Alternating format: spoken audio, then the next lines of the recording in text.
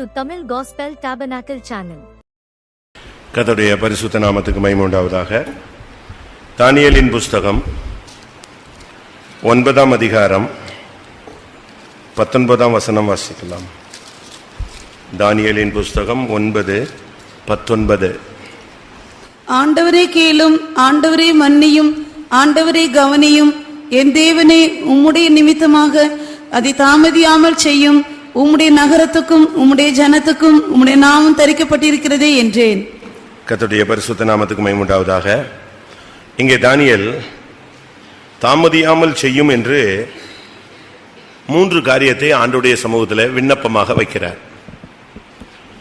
ஆண்டவரே கேளும், ஆண்டவரே மன்னியும், ஆண்டவரே கவனியும். இதை நீர் தாமதியாமல் செய்யும் சொல்றார்.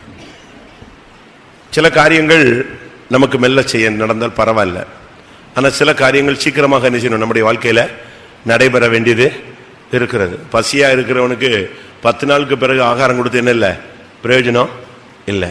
தாகமா இருக்கிறவனுக்கு 7 நாள் கழிச்சு தண்ணி கொடுத்து என்ன இல்லை, பிரயோஜனம் கிடையாது. அதுபோல சில காரியங்களை கர்த்தர் தாமதியாமல் செய்ய வேண்டிய ஒரு காலகட்டம். அதுல 3 காரியத்தை அவர் வலியுறுத்துவதை நாம் பார்க்கலாம். ஒன்று, ஆண்டவரே கேளும். இரண்டாவது, ஆண்டவரே மன்னியும். மூன்றாவது, ஆண்டவரே கவனியும். ஒரு காரியத்தை கேட்க சொல்லுகிறார், ஒரு காரியத்தை, சில காரியங்களை மன்னிக்க சொல்லுகிறார், சில காரியங்களை கவனிக்க சொல்லுகிறார். ஆண்டவர் எதை கேட்க வேண்டும்?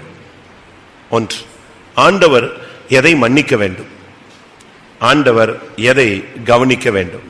இல்லாவிட்டால் ஆண்டவர் எவைகளை கேட்க வேண்டும், எவைகளையெல்லாம் மன்னிக்க வேண்டும், எவைகளையெல்லாம் கவனிக்க வேண்டும். வேதத்தின் ஆதாரத்தின்படி பார்க்கும் பொழுது சில காரியங்களை நாம் இந்த வசனங்கள் மூலமாக விளங்கிக் கொள்ள முடியும். தாமதியாமல் இந்த காரியங்களை செய்ய வேண்டும் என்றும் அதற்குரிய ஒரு காரணத்தையும் அவர் சொல்லுகிறார். உம்முடைய நகரத்திற்கும் உம்முடைய ஜனத்துக்கும் உம்முடைய நாமம் தரிக்கப்பட்டிருக்கிறது. தேவ நாமம் தரிக்கப்பட்ட ஜனங்களுடைய முதலாவது அவர்களுடைய காரியங்களை கர்த்தர் கேட்க வேண்டும். ஆண்டவரே கேளும்.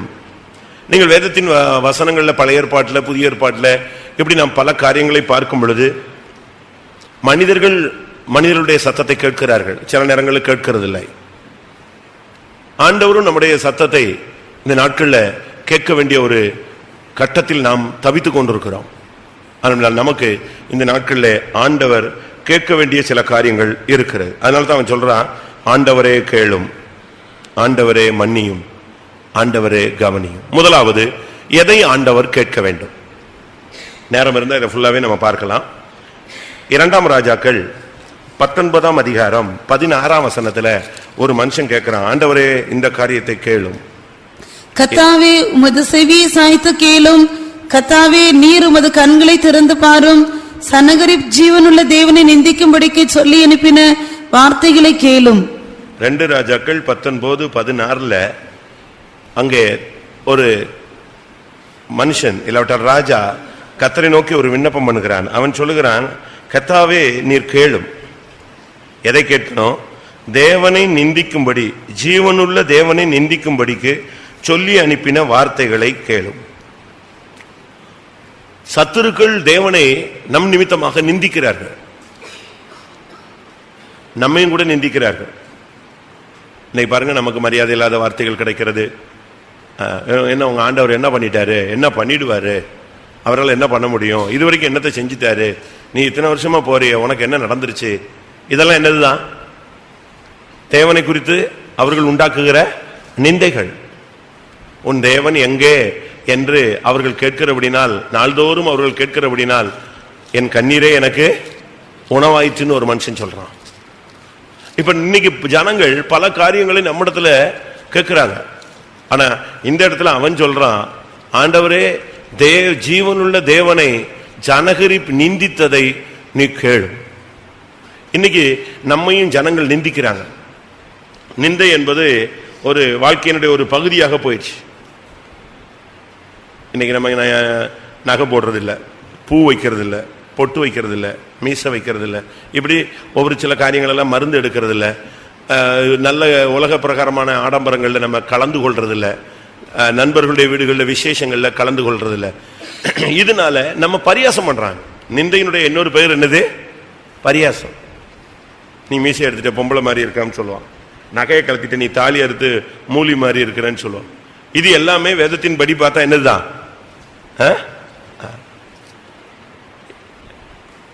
ராஜாக்களின் புஸ்தகம் 2 ராஜாக்கள் 2 அதிகாரத்துல 23 வசனத்துல, அவன் அவ்விடத்தை விட்டு பெத்தேலுக்கு போனான். அவன் வழி நடந்து போகையில் பிள்ளைகள் பட்டணத்திலிருந்து வந்து அவனை பார்த்து, மொட்டை தலையா ஏறிப்போ, மொட்டை தலையா ஏறிப்போ என்று சொல்லி நிந்தித்தார்கள். அங்க பாருங்க, அவனை பரியாசம் பண்றாங்க. எலிசாவுக்கு முடி கம்மி. நம்மள மாதிரி ஹேர் ஸ்டைல் பண்ணிட்டுலாம் அலையிறது ஆள் கிடையாது. அவனுக்கு என்ன கிடையாது? முடி கிடையாது, மொட்டை தலை. அதனால அந்த ஜனங்கள் அதை வச்சு அவனை பரியாசம் பண்ணாங்க, நிந்தித்தார்கள். மொட்டை தலை, உங்க எஜமான் ஏறி போயிட்டார்ல, எலியா பரலவுக்கு போயிட்டார்ல, நீ இங்க உட்காந்துருக்க, நீ என்ன செய்ய? ஏறிப்போ, மொட்டை தலையா ஏறிப்போன்னு சொன்னாங்க. எப்படி இருக்கும்? ஒரு தீர்க்கதரிசி, ரெட்டிப்பான அபிஷேகம் பெற்ற மனுஷன், ஒரே அடியில யோர்தானை 2ஆக பிளந்தவன். அதெல்லாம் அந்த பிள்ளைகளுக்கு தெரியல. அவங்க எப்பொழுதுமே அவனை பரியாசம் பண்ணிக்கிட்டே இருந்தவர்கள். அதனாலதான் அன்னைக்கு என்ன செஞ்சாங்க? பரியாசம் பண்ணாங்க. இன்னைக்கு நம்ம நிந்திக்கிற ஒரு பெரிய திரள் கூட்டம் ஜனங்களை சபைகளில் பார்க்கலாம், வெளியே பார்க்கலாம். நம்ம ஆவியில் நிரம்புறது பரியாசம் பண்ணுவாங்க, அந்நிய பாஷை பேசுறத பரியாசம் பண்ணுவாங்க. இப்படி பல விதங்களில் நம்ம வித்து என்ன செய்வாங்க? பரியாசம் பண்ணுவாங்க, நிந்திப்பார்கள். இங்க இவன் சொல்றான், ஆண்டவரே இந்த ஜனங்கள் நிந்திக்கிறதை நீ என்ன செய்யும்? கேளும். தாவீது சொல்றான் கோலியாத்தை பார்த்து, நீ நிந்தித்த தேவனுடைய நாமத்தின் நிமித்தம் நான் நெஞ்சிருக்கிறேன், வந்து நிற்கிறேன். ஏனென்றால் ஜீவனுள்ள தேவனை அவன் பயங்கரமாக நிந்தித்தான். கடவுளால் என்ன செய்ய முடியும்? நான் ஒத்தைக்கு வர்றேன், உங்க கடவுள் யாரையாவது ஒரு ஆளை கொண்டு வர சொல்லு. யார் சொன்னது? கோலியாத்து சொன்னான். ஏன் போட்டு சண்டை போட்டு சாகணும்? ரத்தம் சிந்தவே வேண்டாம். நான் ஒரு ஆள், உங்க சைடில் ஒரு ஆள், ஒத்தைக்கு மோதுவோம். நீங்க ஜெயிச்சிட்டீங்கன்னா நாங்க எல்லாரும் என்னது? அடிமை. நாங்க ஜெயிச்சிட்டோம்னா நீங்க எல்லாரும் எங்களுக்கு அடிமை. எப்படிப்பட்ட கான்செப்ட் பாத்தீங்களா? பிசாசு கரெக்டா கொண்டு வந்து நிப்பாட்டிட்டான். இந்த ஜனங்கள் 40 நாள் ஓடிக்கிட்டே இருந்தாங்க. ஆனா 40 நாளும் அவன் யாரை நிந்தித்தானான் பைபிள் சொல்லுது? தேவனை நிந்தித்தான். 1 சாமுவேல் 17 அதிகாரம் 45 வசனத்துல தாவீது நான் யார் நிமித்தம் வருகிறேன் என்று சொல்லுகிறான். அதற்கு தாவீது பெலிஸ்தரை நோக்கி, நீ பட்டயத்தோடும் ஈட்டியோடும் கேடகத்தோடும் என்னிடத்தில் வருகிறாய், நானோ நீ நிந்தித்த இஸ்ரவேலுடைய இராணுவங்களின் தேவனாகிய சேனைகளுடைய கர்த்தரின் நாமத்திலே உன்னிடத்தில் வருகிறேன். இவன் யாரை நிந்தித்தான்? ஜீவனுள்ள தேவனை. அவன் சொல்றான், நீ நிந்தித்த இராணுவங்களின் தேவனுடைய நாமத்தில் நான் வருகிறேன். 25 வசனம் பாருங்க. அந்நேரத்திலே இஸ்ரவேலர் வந்து நிற்கிற அந்த மனுஷனை கண்டீர்களா? இஸ்ரவேலை நிந்திக்க வந்து நிற்கிறான். இஸ்ரவேலை நிந்திக்க வந்து நிற்கிறான். இஸ்ரவேலை நிந்திக்கிறது எவ்வளவு பெரிய குற்றம்! தேவனை நிந்திப்பது எவ்வளவு பெரிய குற்றம், ஒரு குற்றம். நீங்க யோசிச்சு பாருங்க. நம்முடைய வாழ்க்கையில இந்த நாட்களில ஆண்டவர் இதை கேட்கணும்னு அவன் சொல்றான். ஆண்டவரே உம்மை நிந்திக்கிற நிந்தையை என்ன செய்யும்? கேளு. ஆண்டவரே கேளுன்னா என்னத்தை கேட்க சொல்றாரு? ஃபர்ஸ்ட் உனக்கு விரோதமாய் சத்துரு பேசின வார்த்தைகளை என்ன செய்கிறாரு? கர்த்தர் கேட்கிறார். ஆண்டவரே கேளும். இன்னைக்கு நிந்திக்கிறவங்க சத்ருவா இருந்தா கூட பரவாயில்ல. சங்கீதத்தில் அப்படி ஒரு வசனம் உண்டு, என்னை நிந்தித்தவன் சத்ரு நிந்திக்கிறது ஒரு பகுதி இருக்கு. இன்னொரு யாரு நிந்திக்கிறா? சங்கீதம் 55:12 என்னை நிந்தித்தவன் சத்ரு அல்ல, அப்படி இருந்தால் சகிப்பேன். என்னை நிந்தித்தவன் யாரப்போ? வாசிங்க. எனக்கு விரோதமாய் பெருமை பாராட்டினவன் என் பகைஞன் அல்ல, அப்படி இருந்தால் அவனுக்கு மறைந்திருப்பேன். எனக்கு சமமான மனுஷனும் என் வழிகாட்டியும் என் தோழனுமாகி நீயே அவன். பாருங்க, இன்னைக்கு யார் நம்ம நிந்திக்கிறா? இன்னைக்கு தேவனை நிந்திக்கிறது ஒரு கூட்டம் இருக்கு. நம்ம நிந்திக்கிறது எல்லாம் யாரு தான்? நம்ம கூட கூட்டத்தில் உட்கார்ந்து இருக்கவங்க தான் நம்மளை பரியாசம் பண்றான். நம்ம சர்ச்சில் உட்கார்ந்து இருக்கவங்க தான் நம்மளை குற்றம் சொல்றாங்க. நம்ம ஆளுங்க தான் நம்மளை என்ன செய்யறாங்க? கேள்வி கேட்கிறாங்க. அதனால தான் அவன் சொல்றான், என்னை நிந்தித்தவன் சத்துரு அல்ல, அப்படி இருந்தால் நான் சகித்திருப்பேன். என்னை நிந்தித்தவன் அந்நியனா இருந்தால் நான் ஏற்றுக்கொண்டிருப்பேன். என்னை நிந்தித்தது யாரு? என் தோழனும் என் வழிகாட்டியும் எனக்கு சமமாய் உட்கார்ந்திருந்த நீயும் அல்லவா. ஆனா கர்த்தர் உன்னை நிந்திச்சாலும் சரி, தேவனை நிந்திச்சாலும் சரி, அதை அவர் என்ன செய்கிறவர்? கேட்கிற தேவன். அதனால தான் அவன் சொல்றான், என்னை கேளும். இந்த நிந்தைங்கிறது ஒரு வேதனையான ஒரு அனுபவம். ரொம்ப சிம்பிளா நான் இப்ப பிரசங்கம் பண்ணிட்டேன். ஆனா அநியாயமா ஒரு குற்றச்சாட்டு வரும்போது தான் நம்மளால நினைச்ச முடியாது, அதை ஏற்றுக்கொள்ள முடியாது. உட்கார்ந்து அழுவாங்க, சாப்பிட முடியாது, தூக்கம் வராது, அப்படியே உக்கி உருகி ஒண்ணு இல்லாம போயிடுவாங்க. ஏன்டா தன்னால சகிக்க முடியாத ஒரு வேதனை. இதை குறித்து சங்கீதக்காரன் சொல்றான், அந்த நிந்தை என் எலும்புகளுக்குள் போனதுன்னு சொல்றான். எலும்பு போச்சு, எலும்புக்குள்ள போச்சுன்னா என்ன நடக்கும்? எலும்பெல்லாம் உருக ஆரம்பிச்சிடும். 42 சங்கீதம் 10ஆம் வசனம் நினைக்கிறேன். உன் தேவன் எங்கே என்று என் சத்துருக்கள் நாள்தோறும் என்னோட சொல்லி என்னை நிந்திப்பது என் எலும்புகளை உருவ குத்துகிறது போல் இருக்கிறது. எங்க குத்துற மாதிரி இருக்கு? எலும்பு குத்துற மாதிரி இருக்கு உள்ள. தேவன் எங்க? ஏன் அற்புதம் செய்ய சொல்லு, அடையாளம் செய்ய சொல்லு, ஏன் பதில் கொடுக்க மாட்டாரா? நீ தான் டெய்லி கோயிலுக்கு போறீல, எல்லாத்தையும் கலத்திட்டு இல்ல, ஒப்பு கொடுத்துட்டு இல்ல, வேற என்ன இன்னும் செய்யணும்? இப்படிலாம் கேட்பாங்க. அதனாலதான் இங்க இந்த இடத்துல அவர் சொல்றாரு, தானியேல் சொல்றாரு, ஆண்டவரே முதலாவது இந்த சத்துருக்கள் நிந்திக்கிற நிந்தை என்ன செய்யும்? நீர் கேளும். உங்களுக்கு விரோதமா இப்படி பேசியிருக்காங்களா? நான் இதெல்லாம் லோடு கணக்கா, லாரி கணக்கா வாங்கியிருக்கிறேன். ஒவ்வொரு இடத்துலையும் என்னெல்லாமோ பண்ணுவாங்க. நம்ம நன்மை செய்வோம், அது என்ன செய்யும்? வேற மாதிரி எடுத்துக்குவாங்க. சில இடங்கள் நம்ம தீமை செய்வோம், அது மாட்டிக்கும். நன்மை செய்யணும் மாட்டிக்கிறோம், தீமை செஞ்சோம் மாட்டிக்கிறோம். நம்ம ஏதோ ஒரு வியூவில் செய்வோம், அது வேற வியூவில் என்ன செய்யும்? திரும்ப வந்துடும் நமக்கு விரோதமாய். நிந்தைகள் என்பது கிறிஸ்தவ வாழ்க்கையினுடைய ஒரு பகுதி. 4 சப்ஜெக்ட்னா அதுல ஒரு சப்ஜெக்ட் என்னது? நிந்தை, அவமானம், கேவலம், இதெல்லாம் நிச்சயமா வரும். ஆனா தேவன் இதை பார்த்துட்டு அப்படியே போயிடுவார்னு சொல்ல முடியாது. நிச்சயமா கேட்கிறவர்.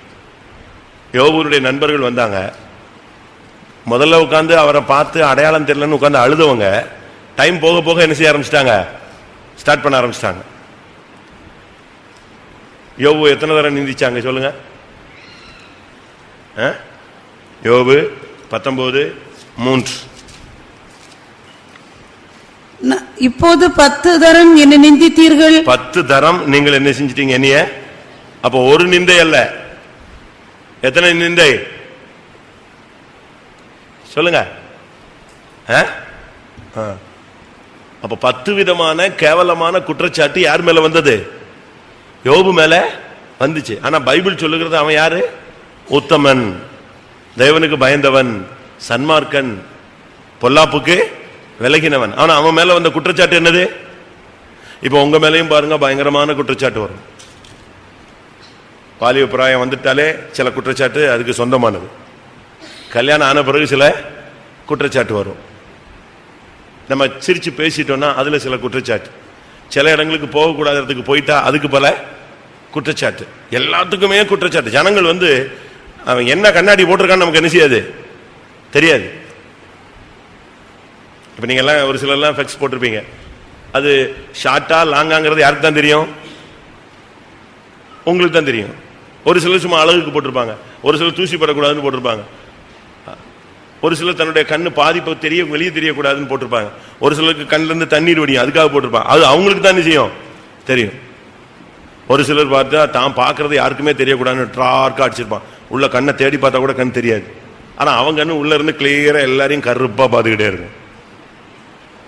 கண்ணாடி கலர் எப்படி இருக்கோ அந்த லெவல்ல தான் என்ன செய்யும்? எல்லாமே தெரியும். குதிரைக்கு பச்சை கண்ணாடி போட்டு விட்டா என்ன ஆகும்?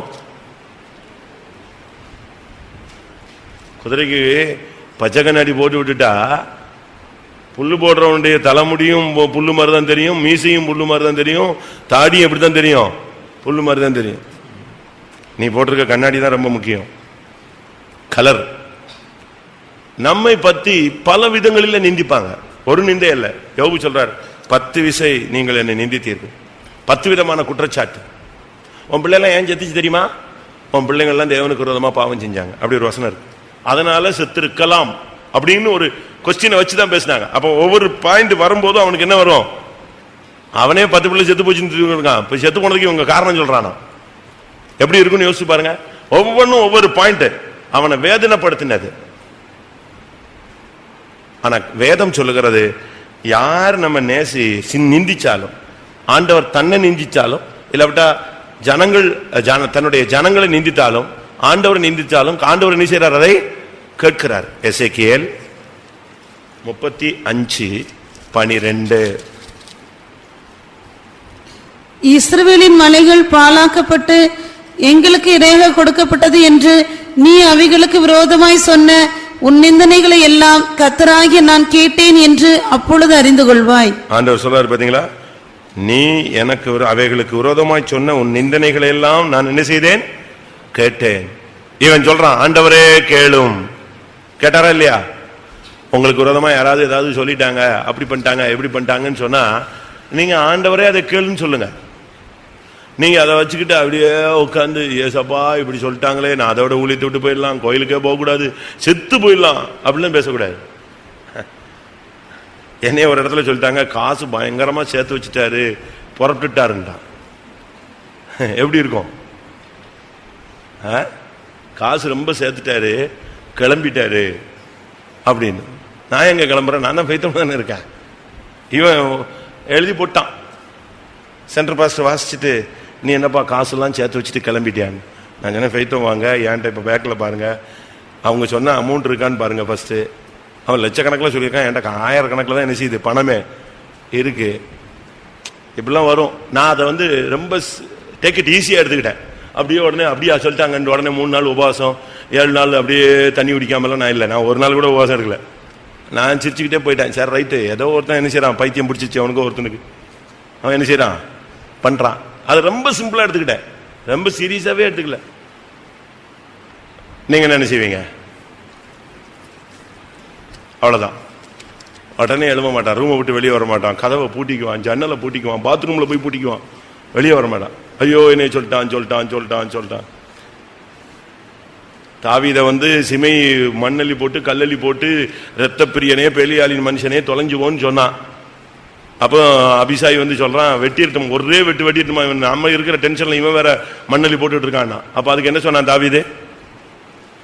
நீ போய் தாவீதை ஏசுன்னு சொல்லி ஆண்டவர் இவனை நெஞ்சிருக்காரு, ரெடி பண்ணி அனுப்பி இருக்கிறாரு. அதனால அவன் அந்த வேலையை செய்யறான், செய்யட்டும். அதே மாதிரி நம்ம மேலையும் வரும். இதை விட இன்னொரு விசித்திரமான ஒரு குற்றச்சாட்டை சொல்றேன். ஒரு குழந்தைய தூக்கி வச்சிருந்தாங்க. நான் செஞ்ச தவறு, ஒரு குழந்தைய தூக்குனேன். நான் அப்போ வந்து ஒரு ஃபெய்த்தம்ல ஈசி சேர்ல அப்படி சாஞ்சி படுத்திருந்தேன். ஒரு பிள்ளை வந்து தன்னுடைய குழந்தைய கொண்டு போனா, விசுவாசி பொண்ணு. என்கிட்ட யாரோ ஒரு விசுவாசி பேசிக்கிட்டு இருந்தான். நான் கொண்டா அந்த குழந்தையன்னு சொன்னேன், கொடுத்தா. நான் அதை அப்படி வச்சேன். அது எங்க நிற்கும்? ஈசி சேர்ல இருந்தா என் நெஞ்சு மேல நின்றுச்சு. இதுதான் எனக்கு பிடிச்ச சனியை. அது செஞ்சது தப்பாவோ இருக்கலாம், பிரமாணத்தின்படி அது என்ன செஞ்சிருக்கலாம், ஊழியக்காரன் பிள்ளைய குழந்தைகளை தூக்கக்கூடாது. சரி ரைட். நான் அன்னைக்கு எந்த இதுலையோ செஞ்சுவிட்டேன். ஒரு ட்ரிப்பு கிட்ட இருந்தவன் கிளப்பி விட்டானா இல்லை அவளே போய் கிளப்பி விட்டாளா என்னவோ தெரியல, அழகா வெடிச்சுது. அது அட்டகாசமா வெடிச்சுது. இன்னைக்கு வரைக்கும் வெடிச்சுக்கிட்டு இருக்கு. நான் நாசரேத்து வந்த பிறகு, நான் சொல்றது வந்து 15 வருஷத்துக்கு முன்னால, நாசரேத்துல ஒரு வீட்டில் டெத் வீட்டில் இருக்கிற ஒருத்தன் ஃபோன் அடிச்சு சொல்றான், என்னன்னு உங்க மேல அடுத்த ஒரு ஸ்கட்டு புறப்பட்டு வருதுன்னா. இல்லை இது 15 வருஷத்துக்கு முன்னால உள்ளதுடா. ஆமா அது இப்போ ரினியூ ஆயிருக்குன்னா. சரி ரைட். ஏன்னா இப்போ ஒரு டெத் வீட்டில் இருக்கேன், எனக்கு இதுதான் மண்டையில் ஓடிக்கிட்டு இருக்கு. நீ இப்போ இந்த கதை என்ன செய்யாது, என் மண்டையில ஏறாது. எப்படி இருக்கும் யோசிச்சு பாருங்க. இதெல்லாம் உலகத்துல அதுவாட்டுக்கு விடுவான். அவனுக்கு என்னங்க, ஒருத்தவன் ஆண்டவர் மண்ணினால எல்லாம் உண்டாக்குனாரு, எதை ஊதி விட்டாரு, ஜீவ சுவாசம். நம்ம ஆளுங்களும் அந்த வேலையை ரொம்ப ஸ்பீடா செய்வான். ஒருத்தன் கண் வைப்பான், ஒருத்தன் மூக்கு வைப்பான், ஒருத்தன் வாய் வைப்பான், ஒருத்தன் காது வைப்பான், டப்ப டப்ப டப்பன்னு வைப்பான். சரட்டுன்னு வந்தவன் அது உனக்கு தெரியுமான்னு ஒரு ஊதுவான் பாருங்க, சரன்னு. அதுக்கு பிறகு அது நிழல் உலகத்துல உலாவ ஆரம்பிச்சிடும். நான் பார்த்தேன், அங்க பார்த்தேன், இங்க பார்த்தேன், அதை பார்த்தேன், இதை பார்த்தேன். நிந்தனைகள். அதனாலதான் இவன் சொல்றான், ஆண்டவரே அதை என்ன செய்யும், நீரே கேளும். நான் ஒரு ஜெபம் மட்டும் பண்ணேன், ஆண்டவரை இப்படி கிளப்பி விட்டானே, இப்படி சொல்லிவிட்டானே, இவனை எனக்கு காட்டணும். நானும் ட்ரை பண்ணி பார்த்தேன், அவன் கிடைக்கவே இல்லை. என்ன பண்றேன்னு எனக்கு தெரியல. இப்படி சொல்லிட்டானே, இப்படி சொல்லிட்டானே, லெட்டர் போட்டு விட்டானே, இப்படிலாம் பண்ணிட்டானே. இது யாரு, ஆனா பொண்ணா, விசுவாசியா அவிசுவாசியா, எந்த ஊர்ல இருந்து போட்டான், இப்படி குழம்பிக்கிட்டே இருந்தேன். கடைசியில் நான் ஒரு ஜெபம் பண்ணி விட்டேன், எனக்கு அவனை பார்க்கணும். எப்படி பார்க்கறது, அவனை எப்படி கண்டுபிடிக்கிறது? அவனுக்கு காலில் அடிபடணும். அப்போ நான் கண்டுபிடிச்சிடுறேன். என்னுடைய சின்ன வயசு, அப்போ ரொம்ப நான் சின்ன வயசில் இருந்தேன், எல்டராயிட்டேன். 30-32 வயசு இருக்கும். ஆனால் ஒரு ஆசை, என்னது, யாரை பார்க்கணும், நம்மளை பண்ணவன பார்க்கணும் அப்படின்னு. நான் ஜெபம் பண்ணேன். அடுத்த வாரம் ஒரு ஆட்டோ கவுந்து கடைசியாக ஒரு விசுவாசி கால் கையெல்லாம் சுத்தமாக நொறுங்கி போயிட்டு வந்துட்டான். எனக்கு அவன் தானான்னு கேட்டா அவனை போய் எப்படி கேட்கறது? அடுத்த கொஸ்டின். அவன் காலெல்லாம் ஒடிஞ்சு போச்சு. நான் தான் போய் ஆஸ்பத்திரிலாம் பார்த்தேன். பாவம் செலவுக்கெல்லாம் காசு கொடுத்துட்டு வந்தேன். சரி, நம்ம ஜபத்தில் தான் இவன் ஆயிட்டானோன்னு ஒரு டவுட் ஆயிடுச்சு. அவன்கிட்ட போய் அதை கேட்கவும் முடியாது. திருப்பி நான் ஒரு 5 வருஷம் கழிச்சு 3 வருஷம் கழிச்சு இன்னொரு இடத்துல இருக்கும்போது என்னை பார்க்க வந்தாங்க. அப்பவும் லேசா இந்த சப்ஜெக்டை இந்த ஜப பாயிண்ட் சொல்லலை, இன்னைக்கு தான் சொல்றேன், 20 வருஷம் கழிச்சு சொல்றேன். அன்னைக்கு திருப்பி அவன்கிட்ட லேசா கேட்டேன், இப்படிலாம் பண்ணிட்டாங்களா உங்க சபையில் நான் ஊழியம் செய்யும்போது? அதையா தெரியவே இல்லைன்னா. என்னடா இவன் தானே அடிபட்டிருக்கான், இவனே தெரியலங்கிறான், இவன் பொய் சொல்றானா உண்மை சொல்றானா? யோசிச்சு பாருங்க. உங்களுக்கு விரோதமா இப்படிலாம் வந்திருக்கா? 1 2 வாலிப வயசு வந்துருச்சுன்னா நிந்தைகள் என்ன இதாயிடும்? ஒரு சப்ஜெக்ட். அதுல ரொம்ப கவனமா நம்ம போகணும். அநியாயமா குற்றம் சாட்டிட்டா நீங்க பாக்கியவான்கள், நியாயமா குற்றம் சாட்டப்பட்ட நீங்க யாரு? குற்றவாளிகள். நன்மை செய்து தீமை அனுபவிக்கலாம், தீமை செஞ்சு என்ன செய்யக்கூடாது? பாடு அனுபவிக்க கூடாதுன்னு பேதுருல வாசிக்கிறோம். அதனால முதலாவது ஆண்டவர் கேட்க வேண்டிய காரியம் கேளும் அப்படின்னா நம்முடைய நிந்தைகளை அவர் கேட்கிறார், கேட்க வேண்டும். இரண்டாவது 84ஆம் சங்கீதம் 8ஆம் வசனம். 84ஆம் சங்கீதம் 8ஆம் வசனம். சேனைகளின் தேவனாகிய கர்த்தாவே, என் விண்ணப்பத்தை கேளும், யாக்கோபின் தேவனை செவிகொடும். என் விண்ணப்பத்தை கேளும். இரண்டாவது நம்முடைய விண்ணப்பம் ரொம்ப முக்கியமானது. நம்முடைய விண்ணப்பம் அதாவது ஜெபம்னு சொல்லலாம்னு வச்சுக்கோங்களேன். ஆண்டவரே என்னுடைய விண்ணப்பத்தை கேளும், இல்லாவிட என்னுடைய ஜெபத்தை கேளும். 119ஆம் சங்கீதம் 145ஆம் வசனம். முழு இருதயத்தோடும் கூப்பிட்டேன், கர்த்தாவே என் ஜெபத்தை கேளும். பாத்தீங்களா? என்னுடைய ஜெபத்தை கேளும். என்னுடைய அதாவது ஜெபத்தினுடைய ஒவ்வொரு பகுதி தான் விண்ணப்பம், வேண்டுதல், ஸ்தோத்திரம், பிரார்த்தித்தல், அபயம் விடுதல், அலறுதல், புலம்புதல், கண்ணீர் விடுதல். இது எல்லாமே எதனுடைய ஒவ்வொரு பகுதி? ஜெபத்தினுடைய ஒரு பகுதி தான். இன்னும் சொல்ல போனா 119ஆம் சங்கீதம் 149ஆம் வசனத்தை பாருங்க. உம்முடைய கிருபையின்படி என் சத்தத்தை கேளும். சத்தத்தை கேளும், ஜெபத்தை கேளும், என் விண்ணப்பத்தை கேளும்.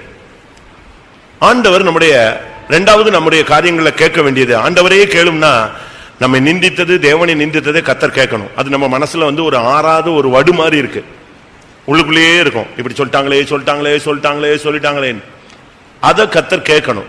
கேட்டார்னா முடிஞ்சிருச்சு.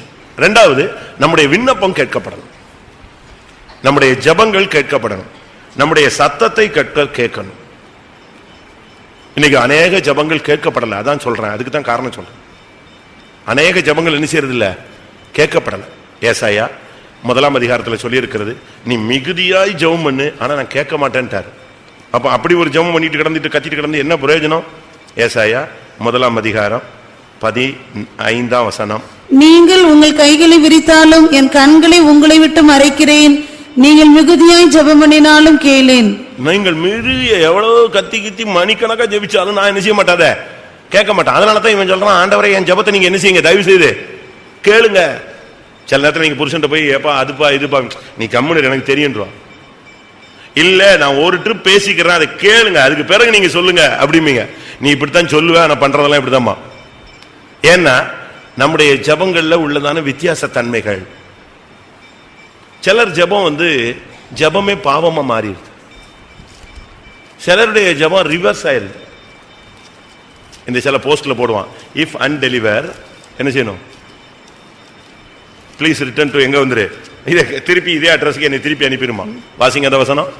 இப்படி ஒரு வசனம் இருக்கு, என் ஜெபம் திரும்ப என் மடியிலேயே வந்தது. சங்கீதம் 35:13.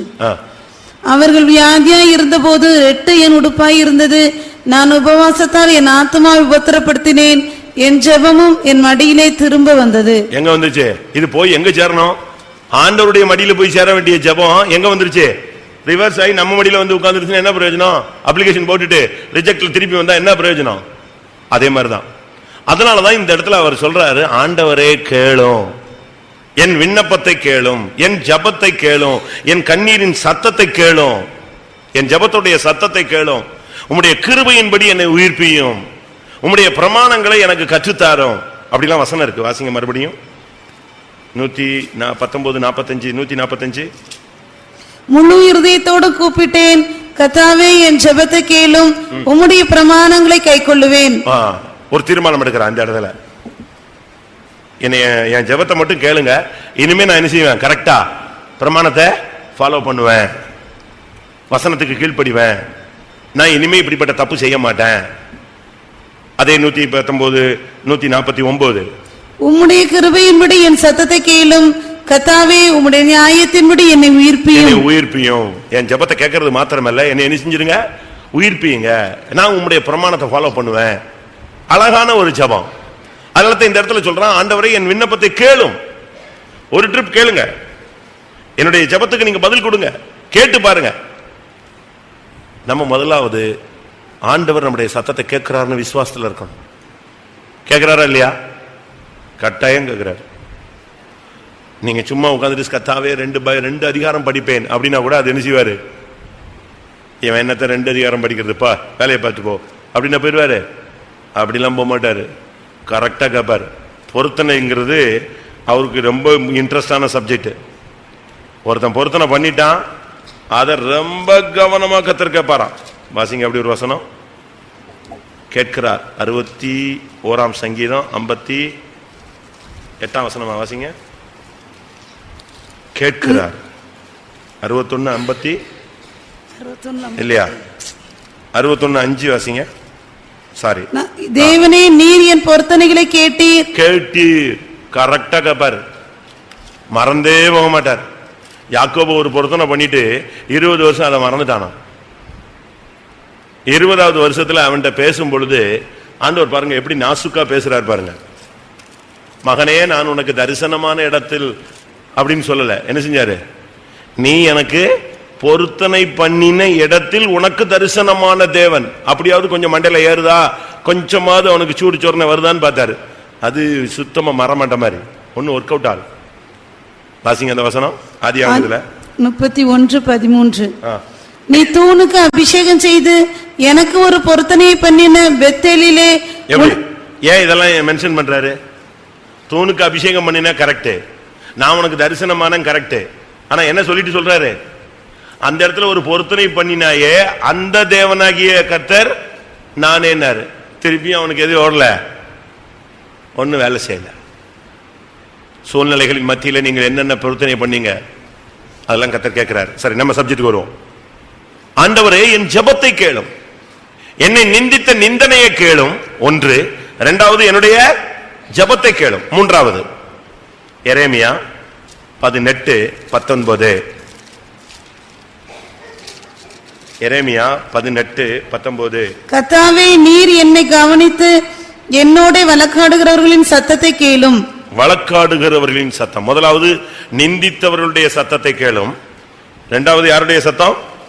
வழக்காடுகிறவர்களுடைய சத்தம். இன்னைக்கு நமக்கு நம்மோட பயங்கரமா வழக்காடுறாங்க. மற்ற சபக்காரன் வழக்காடுறான், நம்ம சபக்காரனை வழக்காடுறான், ஊழியக்காரனும் வழக்காடுறாங்க, விசுவாசிகளும் வழக்காடுறாங்க.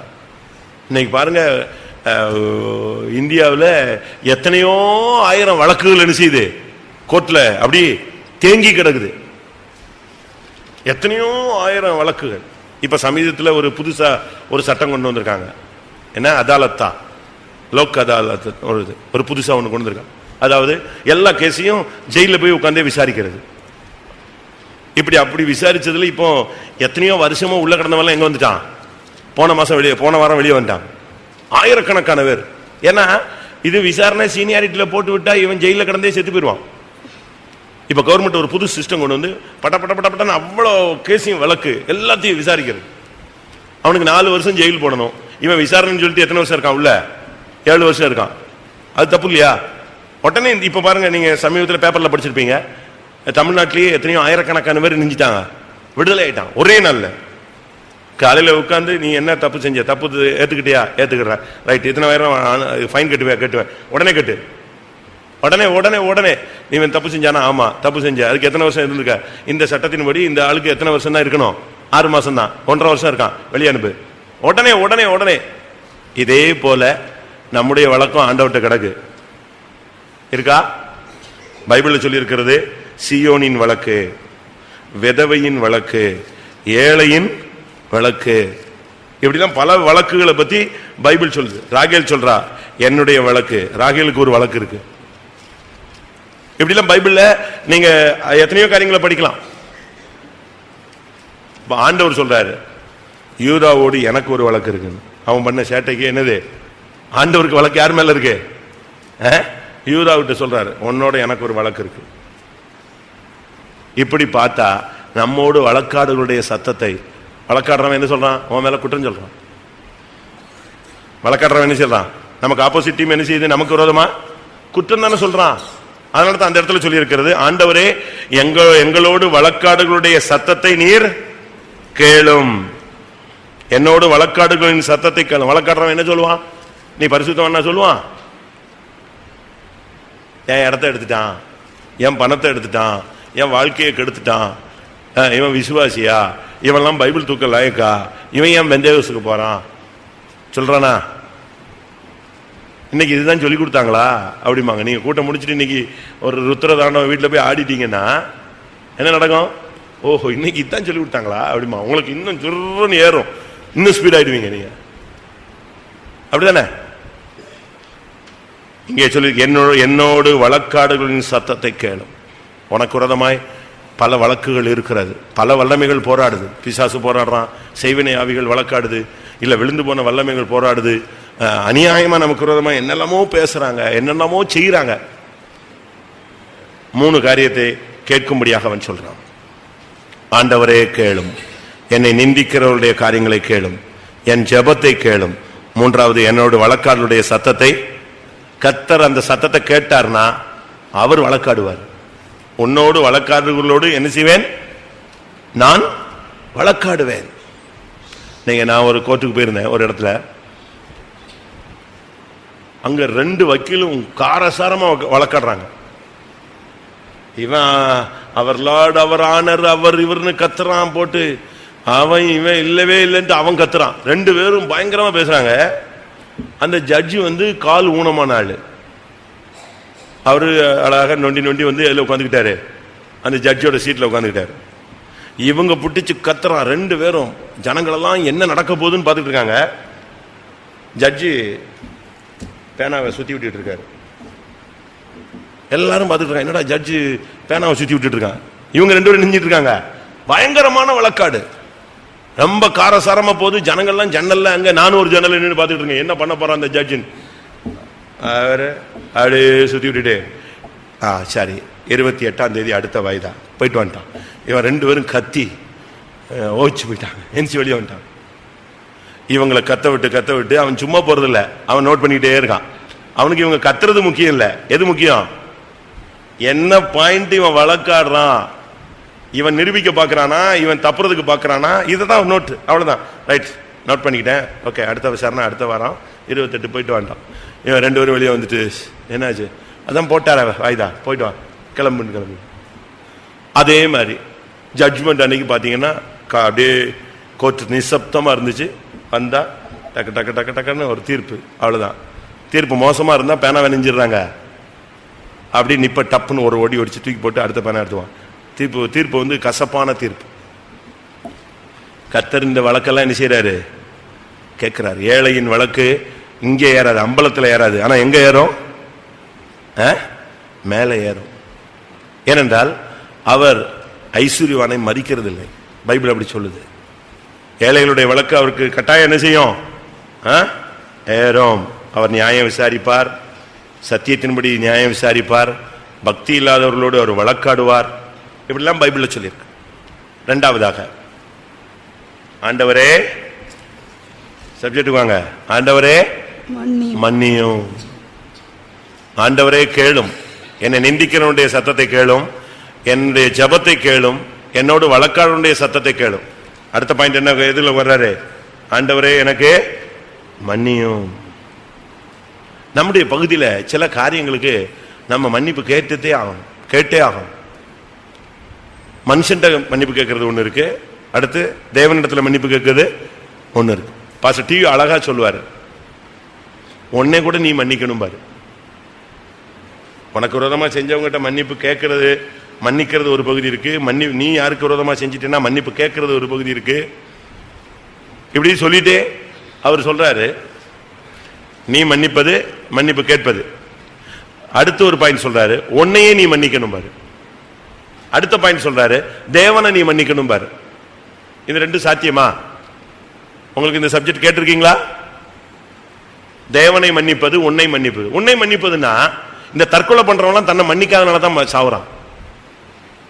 ஐயோ நம்ம இப்படி செஞ்சிட்டோமே, இனிமே வாழ முடியாது, வாழக்கூடாது, நான் இருந்து என்ன பயன்? உன் புத்தியனத்துல ஏதோ நடந்துருச்சு, நீ உன்னை என்ன செஞ்சுக்க, உன்னைய நீயே என்ன செய்யணும், உன்னை நீயே மன்னிக்கணும். இப்ப நீச்சல் தண்ணியில ஒருத்தன் போயிட்டு இருக்கான், வெள்ளத்துல போயிட்டு இருக்கான்னா, சரி போச்சு ஒருத்தனும் இல்லை அப்படியே முங்கு அப்படின்னா முங்குவான். அந்த உயிர் என்ன செய்யும்? எங்கேயாவது ஒரு ரூட்ல தப்புறதுக்கு இல்லாட்ட காப்பாத்துன்னு அந்த ஜீவன் கடைசி வரைக்கும் துடிச்சுதான் போகும். அதே போல நீ உன்னைய மன்னிக்கணும். உன்னைய மன்னிச்சுட்டீங்கன்னா உனக்கு அந்த சுயா பட்சதாபம் இருக்காது. உன்ன மேலேயே ஒரு இன்ஃபீரியாரிட்டி காம்ப்ளெக்ஸ் போயிடும். உன்னை நீயே மன்னிச்சிருவ, உனக்கு ஒரு தைரியம் இருக்கும், சரி அடுத்த ட்ரிப் நம்ம நெஞ்சிடலாம், ஜெயிச்சிடலாம். அடுத்த ட்ரிப் இந்த தவறு என்ன செய்யக்கூடாது, நமக்கு வரவிட கூடாது. உன்னை மன்னிப்பு. ரெண்டாவது, தேவனை எப்படி மன்னிக்கிறது? அவர்கிட்ட நம்ம மன்னிப்பு தான் கேட்க முடியும். எப்படி தேவனை மன்னிக்கிறது? நம்ம விசுவாசிகள் ஊழியக்காரர்களுக்கு பிரச்சனையே ஆண்டவர் தான். இந்த ஆண்டவர் சரியில்லை, அவனை பண்ணிட்டார், என்னைய விட்டுட்டாரு, என்னைய கையை விட்டார். ஆண்டவர் மேல கோபம் இருக்கா? இருக்கா இல்லையா? வெளியே சொல்லலனாலும் படுத்துக்கிட்டே புலம்பிக்கிட்டே இருப்பீங்க. 2 பேர் போனோம், அவனுக்கு வேலை கிடைச்சிச்சு, அப்ப எனக்கு கிடைக்கல, அப்ப ஆண்டவர் என்னைய கைவிட்டு. இப்ப யார் மேல கோபம் வருது? யோனாவுக்கும் யாருக்கும் பிரச்சனை? யோனாவுக்கும் நினிவே ஜனங்களுக்கும் பிரச்சனையா? நினிவேல யோனா பிடிச்சு அவனை அடிச்சானா? ஒண்ணுமே கிடையாது. அவனுக்கு பிரச்சனையே யார் தான்? என்ன இப்படி பாக்குறீங்க? யோனாவுக்கு யார் மேல வருத்தம்? ஆண்டவர் மேலதான். யோனாவே நீ எரிச்சலா இருப்பது நல்லதோ? அடிச்சுட்டான். யார? ஆண்டவரை விழுந்து கொதறிட்டான். நான் சாகிற வரைக்கும் இப்படி இருந்தா உமக்கு என்ன? நான் தான் வரமாட்டேன்னு ஊரை விட்டு ஊரை ஓடி வேற கப்பல்ல ஏறி எங்கேயோ போய் தொலைஞ்சு என்னை விட்டுற வேண்டியதானே? திருப்பி இங்க கொண்டு பிரசங்கம் பண்ண வச்சு அவனை இந்த இப்படிலாம் செய்வீர்னு எனக்கு என்ன செய்யும் ஏற்கனவே தெரியும் அப்படிங்கிறான். இப்ப இந்த கோபம் முழுசு யார் மேல வந்துருச்சு? அவனுக்கு மனைவி மேல வந்துச்சா, புருஷன் மேல வந்துச்சா, அக்கா மேல வந்துச்சா, இல்ல நினிவே ராஜா ஏன்டா இப்படி போய் மனம் திரும்பிட்டான்னு அவன் மேல கோபம் வந்துச்சா? அவனுக்கு முழு கோபம் கர்த்தர் மேலதான். விட்டுருந்தா பேசாம தரிசிச்சு போய் சேர்ந்திருப்பேன். இந்த கப்பலை போட்டு குழப்பி அவனை போட்டு எல்லாத்தையும் போட்டு பண்ணிட்டார். இதே மாதிரி நம்ம ஆளுங்களுக்கு பாதி பேருக்கு யார் மேல கோபம் இருக்கு? ஊழியத்தில் விரக்தி அடைஞ்சவங்களாம், ஐயோ விஷயம் தெரியாம தொலைஞ்சிட்டனே, என்னை பிடிச்சி இழுத்துட்டு வந்துட்டாரு. ஒருத்தர் சொன்னாரு, வனாந்தரத்தில் நயங்காட்டி என்னை அழைத்து கொண்டு எங்க விட்டு விட்டாரு? வனாந்தரத்தில் விட்டாரு. அது மாதிரிதான் ரொம்ப பேர் ஆண்டவர் மேல இப்ப ரொம்ப பேருக்கு வழக்கு இருக்கு. இவங்களை பரலோகத்தில் கொண்டு போய் விட்டா என்ன ஆகும்? இப்பவுமே சண்டையை தொடங்கிடுவாங்கன்னு தான் இங்க இருந்து போற ஆளுங்களோ பரலோகத்துக்குள்ள விடாம இளைப்பாற ஸ்தலத்துல பிரேக் பண்ணி வச்சிடறாரு. நீ இருறான், நீ எங்க போயிடாத, நீ அங்க வந்துடாது. ஆபேல் செத்து போயிட்டான். அவனுக்கு கோபம் யார் மேல? காயின் மேல கிடையாது. யார்கிட்ட கேட்கிறான்? ஏன் ரத்தத்துக்கு நீங்க ஏன் நம்ம பழி வாங்கல? வாசி வெளிப்படுத்தல். செத்து போயிட்டா, செத்து எத்தனை நூற்றாண்டு தாண்டிடுச்சுங்க. இன்னைக்கும் அவன் ரத்தம் நெஞ்சிட்டு இருக்கு. என்ன பண்றீங்க, என்ன பண்றீங்க? இன்னுமா கண்டுக்கல? இன்னும் நீங்க வரலையா? இன்னும் நியாயம் இருக்கலையா? 6:10 வெளிப்படுத்தல் 6:10. அவர்கள் பரிசுத்தமும் சத்தியமுள்ள ஆண்டவரே, தேவரீர் பூமியின் மேல் குடியிருக்கிறவர்களிடத்தில் எங்கள் இரத்தத்தை குறித்து எதுவரைக்கும் நியாய தீர்ப்பு செய்யாமலும் பழிவாங்காமலும் இருப்பீர் என்று மகா சத்தமிட்டு கூப்பிட்டார்கள். எப்ப இருந்து யாரெல்லாம்? ஆபேல் இருக்கா? பேர் இருக்கா? எவரேயர். ஆபேல் முதல் சகரியா வரைக்கும் எங்க இருக்கு? ஆபேல் முதல் லூக்கா 11:50. ஆபேலின் ரத்தம் முதல் பலிபீடத்துக்கும் தேவாலயத்துக்கும் நடுவே கொலையுண்ட சகரியாவின் ரத்தம் வரைக்கும். லூக்கா 11:50. தெளிவா இருக்கு. ஆபேல் ரத்தம் இன்னும் கூப்பிட்டு இருக்கு ஆண்டவர்கிட்ட. என்ன செய்றீங்க, என்ன செய்றீங்க? அவன் என்னை கொண்டுட்டான், வாழ விடாம நெஞ்சிட்டான், அழிச்சிட்டான், என் வாழ்க்கையவே கெடுத்துட்டான், போச்சே பூமியில ஒரு வாழ்க்கை, அதையும் ஒரே கொஞ்ச நாள்ல காலி பண்ணிட்டான். இப்ப யார் மேலதான் அவனுக்கு வருத்தம்? ஆண்டவர் மேலதான். இப்ப நீங்க சொல்லுங்க, உங்க மேல கோபம் வந்திருக்கா? கோபம் வந்தா யாரையும் அடிக்க முடியாது. ஒரு சிலர் தானாவே போய் டம் டம் டம்னு முட்டிக்குவாங்க. தமிழ்ல நீங்க படிச்சு பாத்தீங்கன்னா சீத்தலை சாத்தனார்னு ஒருத்தர் இருந்தார். தப்பு பண்ணிட்டான்னு என்ன செஞ்சுக்குவான்? படிச்சிருக்கீங்களா தமிழ்? எல்லாம் ஃபாரின்ல இல்ல. தவறு செஞ்சா அந்த எழுத்தாணியை வச்சு நெஞ்சுக்குவான், தலையில குத்திக்குவான். அது என்ன ஆயிரும்? தலையெல்லாம் சீல் பிடிச்சிருக்கும். அதனால அவருக்கு பேர் என்னது? சீல்தலை சாத்தனார். குத்திட்டே இருப்போம் தன்னைத்தானே. நீங்களாம் அப்படி ஆண்டவர் முன்னால் அப்படி பண்ணிருக்கீங்களா? நல்லா புரிஞ்சுக்கோங்க. ஆண்டவரை மன்னிங்க, உங்களை மன்னிங்க. அடுத்து இங்க சப்ஜெக்ட் வருவோம். ஆண்டவரே மன்னியும். எதை மன்னிக்கணும்? 1 சாமுவேல் 25:28. உமது அடியாளின் பாதகத்தை மன்னியும். இங்கே சொல்ற இங்க மன்னிப்பு கேட்கறத பாத்தீங்கன்னா பாதகத்தை மன்னியும். பாதகம் அப்படின்னா தமிழ்ல பாதகம் இருக்கு, இங்கிலீஷ்ல கிரைம், குற்றம். போலீஸ்ல நீங்க போனீங்கன்னா குற்றத்தை 2ஆ பிரிப்பான். ஒன்னு சிவில், மற்றொன்று என்னது? கிரைம். வக்கீல்கிட்ட நீங்க போனாலும் என்ன கேஸ் அப்படிமா? அடிதடியா? கிரைம். சொத்து அதுக்கு பேர் என்னது? சிவில். அடிதடி கேஸ் 1 மாசத்துல தீர்ப்பு கொடுத்துருவான். சிவில் 28 வருஷம் ஓடும். அந்த இடம் அவனுக்கு கிடைக்காம அவன் செத்து, அவன் பிள்ளை செத்த பிறகுதான் அந்த சொத்து யாருக்கு வரும்? இவனுக்குன்னு தீர்ப்பே கொடுப்பான். அதுக்குள்ள எல்லாமே போஞ்சு போயிடும். ஆனா இங்கே சொல்லி இருக்கிறது பாதகங்களை மன்னியும். யார் சொல்ற இந்த வார்த்தைய? யார் சொல்றது? அபிகாயில். அப்படித்தானே? உமது அடியாளின் பாதகத்தை மன்னியும். ஓடி வர்றா, வந்து கேட்கிறா, மன்னியும். பாதகம், கிரைம். நன்றி இல்லாத தன்மை ஒரு குற்றம். நாபால் நன்றி இல்லாதவன். அதுக்காக தாவீது சொல்றான், அவனுக்கு இன்னைக்கு ஒரு நாய் கூட என்ன செய்யக்கூடாது, உயிரோட இருக்கக்கூடாது, அவனை கொன்றணும், அவனுக்குள்ளதெல்லாம் அழிச்சிடணும். அப்பதான் இவ ஓடி வந்து சொல்றா, பாதகத்தை என்ன செஞ்சிருங்க, மன்னிச்சிருங்க. நம்முடைய பாதகங்கள் எப்படிப்பட்டது? நம்முடைய பாதகம் எப்படிப்பட்ட பாதகங்கள்? ஆதியாகமம் 50ஆம் அதிகாரம் 16ஆம் வசனத்துல யோசேப்பின் சகோதரர்கள் வந்து சொல்றாங்க, எங்களுடைய பாதகத்தை மன்னியும். உம்முடைய சகோதரர் உமக்கு பொல்லாங்கு செய்திருந்தாலும் அவர்கள் செய்த துரோகத்தையும் பாதகத்தையும் நீர் தயவு செய்து மன்னிக்க வேண்டும் என்று உம்முடைய தகப்பனார் மரணமடையும் முன்னே உமக்கு சொல்லும்படி கட்டளையிட்டார். உம்முடைய சகோதரர்கள் செய்த துரோகத்தையும் பாதகத்தையும் நீர் தயவு செய்து மன்னிக்க வேண்டும். உங்களால மன்னிக்க முடியுமா? ஆண்டவர்கிட்ட கேட்கிறேன், ஆண்டவரே மன்னியும், எங்களுடைய பாதகங்களை மன்னியும். நம்ம மற்றவங்களுக்கு விரோதமா செய்யறது எல்லாமே யாருக்கு விரோதமானதுதான்? பத்சேபாளோடு பாவம் செஞ்சுட்டு தாவீது அறிக்கையிடும் போது சங்கீதத்தில் சொல்றாரு, நான் தேவரீர் ஒருவருக்கு விரோதமா என்ன செஞ்சேன், பாவம் செஞ்சேன். பத்சேபாளுக்கு உரியாக்குன்னு அந்த வேர்டை மென்ஷனே பண்ணல. அது யாருக்கு விரோதமானது? தேவனுக்கு விரோதமானதுன்னு சொல்றாரு. பாதகம் என்பது நம்முடைய வாழ்க்கையில சகோதரர்களுக்கு விரோதமாய் செய்கிறது. நன்றி இல்லாத தன்மைகள் பாதகம் என்று அழைக்கப்படுகிறது. இரண்டாவது, நாம் சகோதரருக்கு விரோதமாய், அவங்க பாருங்க, அந்த 10 பேரும் பயங்கரமான ஆளுங்க. அவனை அடிச்சு குழியில தூக்கி போட்டு எடுத்து வித்துட்டு அழகா வீட்டில் போய் எத்தனையோ வருஷமா வெளியே சொல்லாம அப்படியே பல்ல கடிச்சிட்டு உட்காந்துருக்கானுங்க பாருங்க. அவன் செத்துட்டான், அவங்க பிள்ளையா அவன் எங்க போனானோ, மிருகம் பீறிட்டுருச்சு, இப்படியே சொல்லிட்டு இருக்கான். ஆனா மனசாட்சியில ஓடிக்கிட்டே இருக்கு. யோசேப்புக்கு முன்னால வந்த உடனே நம்ம அவனுக்கு அன்னைக்கு செஞ்சதுக்கு இன்னைக்கு என்ன செய்யறோம், தண்டனை அனுபவிக்கிறோம். அந்த குற்றம் அவங்க நெஞ்சில நின்றுகிட்டே இருந்துச்சு. குற்றமுள்ள நெஞ்சு குறுகுறுக்குமா. நம்முடைய பாதகங்கள், நம்ம சகோதரர்களுக்கு விரோதமாய் செய்தது, நன்றி இல்லாத தன்மைகள், இதுக்கெல்லாம் நாம் மன்னிப்பு கேட்க வேண்டிய நேரம். இந்த பாதகம் இருந்துச்சுன்னு சொன்னா அது அதிக பாரத்தை, பேர்டனை உண்டாக்கும். ஏசாயா 24:20. ஏசாயா 24:20. என் ஜனமே, நீ போய் உன் அறைகளுக்குள்ளே பிரவேசித்து உன் கதவுகளை பூட்டிக் கொண்டு சினம் கடந்து போக மட்டும் கொஞ்ச நேரம் ஒழித்துக்கொள். 24:20. இது நான் தப்பா வச்சேன?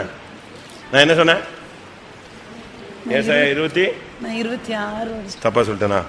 இல்லையா? 24:20. வெறித்தவனை போல தேசம் தள்ளாடி ஒரு குடிலை போல பெயர்த்து போடப்படும்.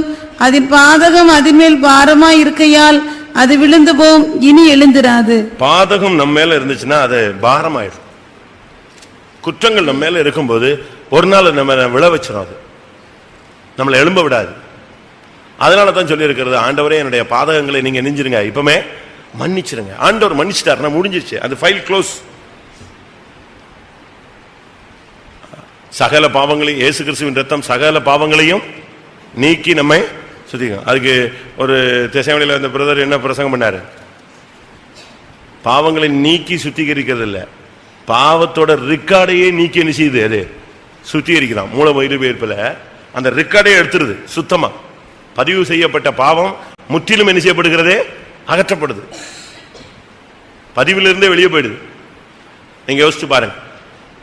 அதனால தான் அவன் சொல்றான், ஆண்டவரே கேளும், எனக்கு விரோதமாக எழும்புற ஜனங்களுடைய பேச்சுகளை கேளும், என் ஜெபத்தை கேளும், நிந்தைகள் வழக்காடுகளை கேளும், அதே நேரத்தில் என்னையும் நீர் என்ன செய்யும், என்னுடைய பாதகங்களை நீர் மன்னியும். அடுத்ததாக மத்தேயு 6:12, எங்கள் கடனாளிகளுக்கு நாங்கள் மன்னிக்கிறது போல எங்கள் கடன்களை எங்களுக்கு மன்னியும். கடன், ரெண்டு கடன் இருக்கு, ஒன்று பாவக்கடன், மற்றொன்று பணக்கடன். இந்த இடத்துல சொல்லப்பட்டது என்ன கடன்? ரெண்டு விதத்திலும் எடுக்கலாம். இங்கே சொல்லிருக்கு, எங்கள் கடனாளிகளுக்கு நாங்கள் மன்னிக்கிறது போல எங்கள் கடன்களை மன்னியும். அதே இதை லூக்கா 11:4 பாருங்க. லூக்கா 11:4, எங்கள் பாவங்களை எங்களுக்கு மன்னியும், நாங்களும் எங்களிடத்தில் கடன்பட்ட எவனுக்கு மன்னிக்கிறோமே. இப்ப இந்த இடத்துல கடனை எப்படி சொல்றாரு? பாவம். ரெண்டு இருக்கு, ஒன்று பாவக்கடனையும் தீர்க்கணும், காசு கடனையும் மன்னிக்கணும். சரி, நம்ம மன்னிச்சிருவோமா? நம்மகிட்ட யார்ட்டையாவது வாங்கிட்டு ஒருத்தன் கொடுக்கலன்னா மன்னிச்சிருவோமா? அவ்வளவு பெருந்தன்மை நமக்கு இருக்கா? பாவங்களை மன்னிச்சிட்டீங்களா? உங்க பிள்ளைங்க செஞ்சதை மன்னிச்சிருவீங்க, உங்க பெற்றோர்கள் செஞ்சதை மன்னிச்சிருவீங்க. ஆனா உங்க அண்ணன் தம்பி செஞ்சதை உங்களால என்ன செய்ய முடியாது, மன்னிக்க முடியாது. ஒரு சில பெற்றோர்களுக்கு தாம் பிள்ளை செய்த தவிர என்ன செய்ய முடியல, மன்னிக்க முடியல. நேற்று ஒரு தம்பி வந்தான், அவன் ஒரு தப்பு பண்ணிட்டான். இப்ப அவங்க அப்பா சிக்கு, அவனுக்கு பார்க்கணும்னு ஆசை. அவங்க அம்மாவிட்ட ஃபோன் பண்ணி, நான் அப்பாவை பார்க்க வரேன், செத்தா கூட நீ வரக்கூடாது. இல்லை, நான் ஜஸ்ட் வந்து பார்த்துறேன், நான் செஞ்சது தப்பு தான், மன்னிப்பு கேட்குறேன், காலில் விழுந்து மன்னிப்பு கேட்குறேன், என்னை ஒரு சான்ஸ் கொடுங்க, அப்பாவை பார்க்க. வந்துடாத. அவன் பையன் சென்னையிலேருந்து இங்கே வரைக்கும் வந்தான், என் ரூம் வரைக்கும் வந்தான். ஆனால் எங்கே போக முடியல அவனால், கடைசி வரைக்கும் அப்பாவை பார்க்காமலே போயிட்டான். நான் சொன்னேன், ஒரு டாக்டர் மாதிரியாவது உள்ளே போயிடலாமே. ஐயோ, என் தங்கச்சி அங்கே இருக்கா, பிசாஸ் மாதிரி பிடிச்சிக்குவாங்க, என்னை ஒரு வழி பண்ணிடுவாங்க, ஆஸ்பத்திரியிலே அசிங்கப்படுத்திடுவாங்க. நான் சொன்னேன், அப்போ ஒன்று செய், நீ பெரிய டாக்டர்கிட்ட பேசி ஐசியூ வார்டில் வச்சு எப்படியாவது உள்ளே பூந்து பார்த்துருங்க. ஐயோ, எங்கே போனாலும் என்னை கொன்னே விடுவாங்க, அவங்க என்னை உள்ளே விடவே மாட்டாங்க. நான் எத்தனையோ ட்ரிப்பு கெஞ்சிட்டேன், அழுதுட்டேன், மன்னிப்பு கேட்டேன், நான் பணம் அனுப்புறேன்னு சொல்லிட்டேன். உன் பணமும் தேவையில்லை, உன் மன்னிப்பும் தேவையில்லை, உன் முகமும் தேவையில்லை. நான் உன்னை ஒரே பையன் வளர்த்தேன், அதுக்கு நீ பண்ண துரோகத்துக்கு என் மூஞ்சிலேயே முழிக்கக்கூடாது. அவங்க ஆர்சி எப்படி இருக்குன்னு யோசிச்சு பாருங்க. அவங்களுக்கு என்ன செய்ய முடியல, அந்த பிள்ளைய மன்னிக்க முடியல. இது போல உங்களுக்கு மன்னிக்க முடியுமா? அவங்களுக்கு சொல்றாங்க, ஆண்டவரே எங்கள் கடன்களை மன்னியும், எங்கள் பாவங்களை மன்னியும். ஒன்று பாதகம் மன்னிக்கப்படணும், ரெண்டாவது நம்முடைய பாவம் மன்னிக்கப்படணும், மூன்றாவது நம்முடைய கடன் மன்னிக்கப்படணும். அது என்ன கடனே? நம்ம ஆண்டவர்கிட்ட ரொம்ப காசு வாங்கிட்டு திருப்பி கொடுக்காம விட்டோமா? ஒரு விசுவாசியினுடைய ஆண்டவருக்கு செலுத்த வேண்டிய கடன் என்ன? பிரசங்கம் பண்ணியிருக்கனே, ஸ்தோத்திரம் பண்றது கடனே, ஸ்தோத்தரிக்க கடனாளிகளாய் இருக்கிறோம், சுவிசேஷம் சொல்ல கடனாளிகளாய் இருக்கிறோம், அன்பு கூற கடனாளிகளாய் இருக்கிறோம். இதெல்லாம் பைபிள்ல இவ்வளவு வசனங்கள் இருக்கு. நான் சுவிசேஷம் சொல்லாததுக்கு என்ன மன்னியும், மற்றவங்களை மன்னிக்காமல் இருக்கிறதுக்கு என்ன மன்னியும், மற்றவங்களுக்காக ஸ்தோத்திரம் பண்ணாமல் இருக்கிறதுக்கு என்ன மன்னியும். வசனம் சொல்றேன், சொல்லுங்க வரிசையா. ரோமர் 1ஆம் அதிகாரம் சுவிசேஷத்துக்கு கடன், தெசலோனிக்கர் 2 தெசலோனிக்கர் 1:3, டக்கு டக்குன்னு வாசிங்க. ரோமர் 1:15 14. கிரேக்கருக்கும் மற்ற அந்நியருக்கும் ஞானிகளுக்கும் மூடருக்கும் நான் கடனாளியா இருக்கிறேன். அதுக்கு மேல் வசனம், சகோதரரே, புறஜாதிகளான மற்றவர்களுக்குள்ளே நான் பலனை அடைந்தது போல உங்களுக்குள்ளும் சில பலனை அடையும்படிக்கு உங்களிடம் சுவிசேஷம் அறிவிக்க என்னால் இயன்ற மட்டும்.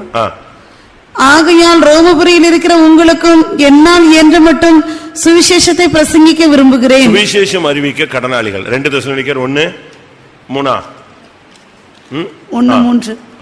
சகோதரரே, நாங்கள் எப்பொழுதும் உங்களுக்காக தேவனை ஸ்தோத்திரிக்க கடனாளிகளாய் இருக்கிறோம். நம்ம மேல விழுந்த கடன், ஒரு விசுவாசிக்காக, ஒரு ஊழியக்காரனுக்காக, தேசத்துக்காக, சபையில் உள்ள ஜனங்களுக்காக, உனக்கு அறிமுகமான எல்லாருக்கா நீ என்ன செய்யணும்? தேவனை ஸ்தோத்திரிக்கணும். இந்த கடன்ல நீங்க என்னைக்கு தீர்க்க போறீங்கன்னு தெரியல, அது நிச்சயமா செய்யணும். அடுத்து 2வது சுவிசேஷம் அறிவிச்சே ஆகணும். சும்மா நீ மட்டும் பைபிள் தூக்கிட்டு வரக்கூடாது, போகணும். சுவிசேஷத்தை அறிவி, உன்னால முடிஞ்ச அளவு அறிவுக்கு ஏற்ற மாதிரி சொல்லு. அது பெரிய அழகா அப்படி சொற்கோர்வை, என்னது என்ன எழுத்து, என்ன வார்த்தைகள் எல்லாம் அப்படியே கோர்வையாக எதுகை மோனையோட தான் பேசணும்னு அவசியம் கிடையாது. நீ உன்னுடைய ஸ்டைல்ல பேசினாலே போதும், அந்த ஆத்மாவுடைய இருதயத்தை தொட்டா போதுமானது. அடுத்து அன்பு கூறுகிற 1 யோவான் 4:11. பிரியமானவர்களே, தேவன் இவ்விதமாய் நம்மிடத்தில் அன்பு கூர்ந்திருக்க நாமும் ஒருவரிடத்தில் ஒருவர் அன்பு கூற கடனாளிகளாய் இருக்கிறோம். எல்லாரையும் நேசிக்கணும். அடுத்ததாக லூக்கா 23:34 படி இயேசு சொல்றார், பிதாவே இவர்கள் அறியாமல் செய்கிறார்கள், இதை மன்னியும். இதுதான் பயங்கரமான கான்செப்ட். வாசிங்க லூக்கா 23:34. அப்பொழுது இயேசு, பிதாவே இவர்களுக்கு மன்னியும், தாங்கள் செய்கிறது இன்னதென்று அறியாதிருக்கிறார்களே என்றார். பாத்தீங்களா? அப்படி மன்னிக்க முடியுமா? அவங்க அறியாமலா செஞ்சாங்க? இயேசுவை சிலுவையில் அறைஞ்சது தெரிஞ்சா தெரியாமலா? ரொம்ப தெளிவா செஞ்சாங்க. அவங்க சொல்றாங்க, அவரு பிலாத்து சொல்றான், பரபாசை நான் விடுவிக்கட்டுமா இயேசுவை விடுவிக்கட்டுமான்னு. என்ன சொல்றாங்க? பரபாசை விடுவீங்க. அப்ப இவர் ரத்தமும் இவருடைய என்னது, எங்கள் மேலும் எங்கள் பிள்ளைகள் மேலும் இந்த ரத்த பலி வரட்டுங்க, செய்யுங்க, அடிச்சு கொள்ளு அப்படின்னு சொல்றான். அப்படி இருக்கா வசனம்?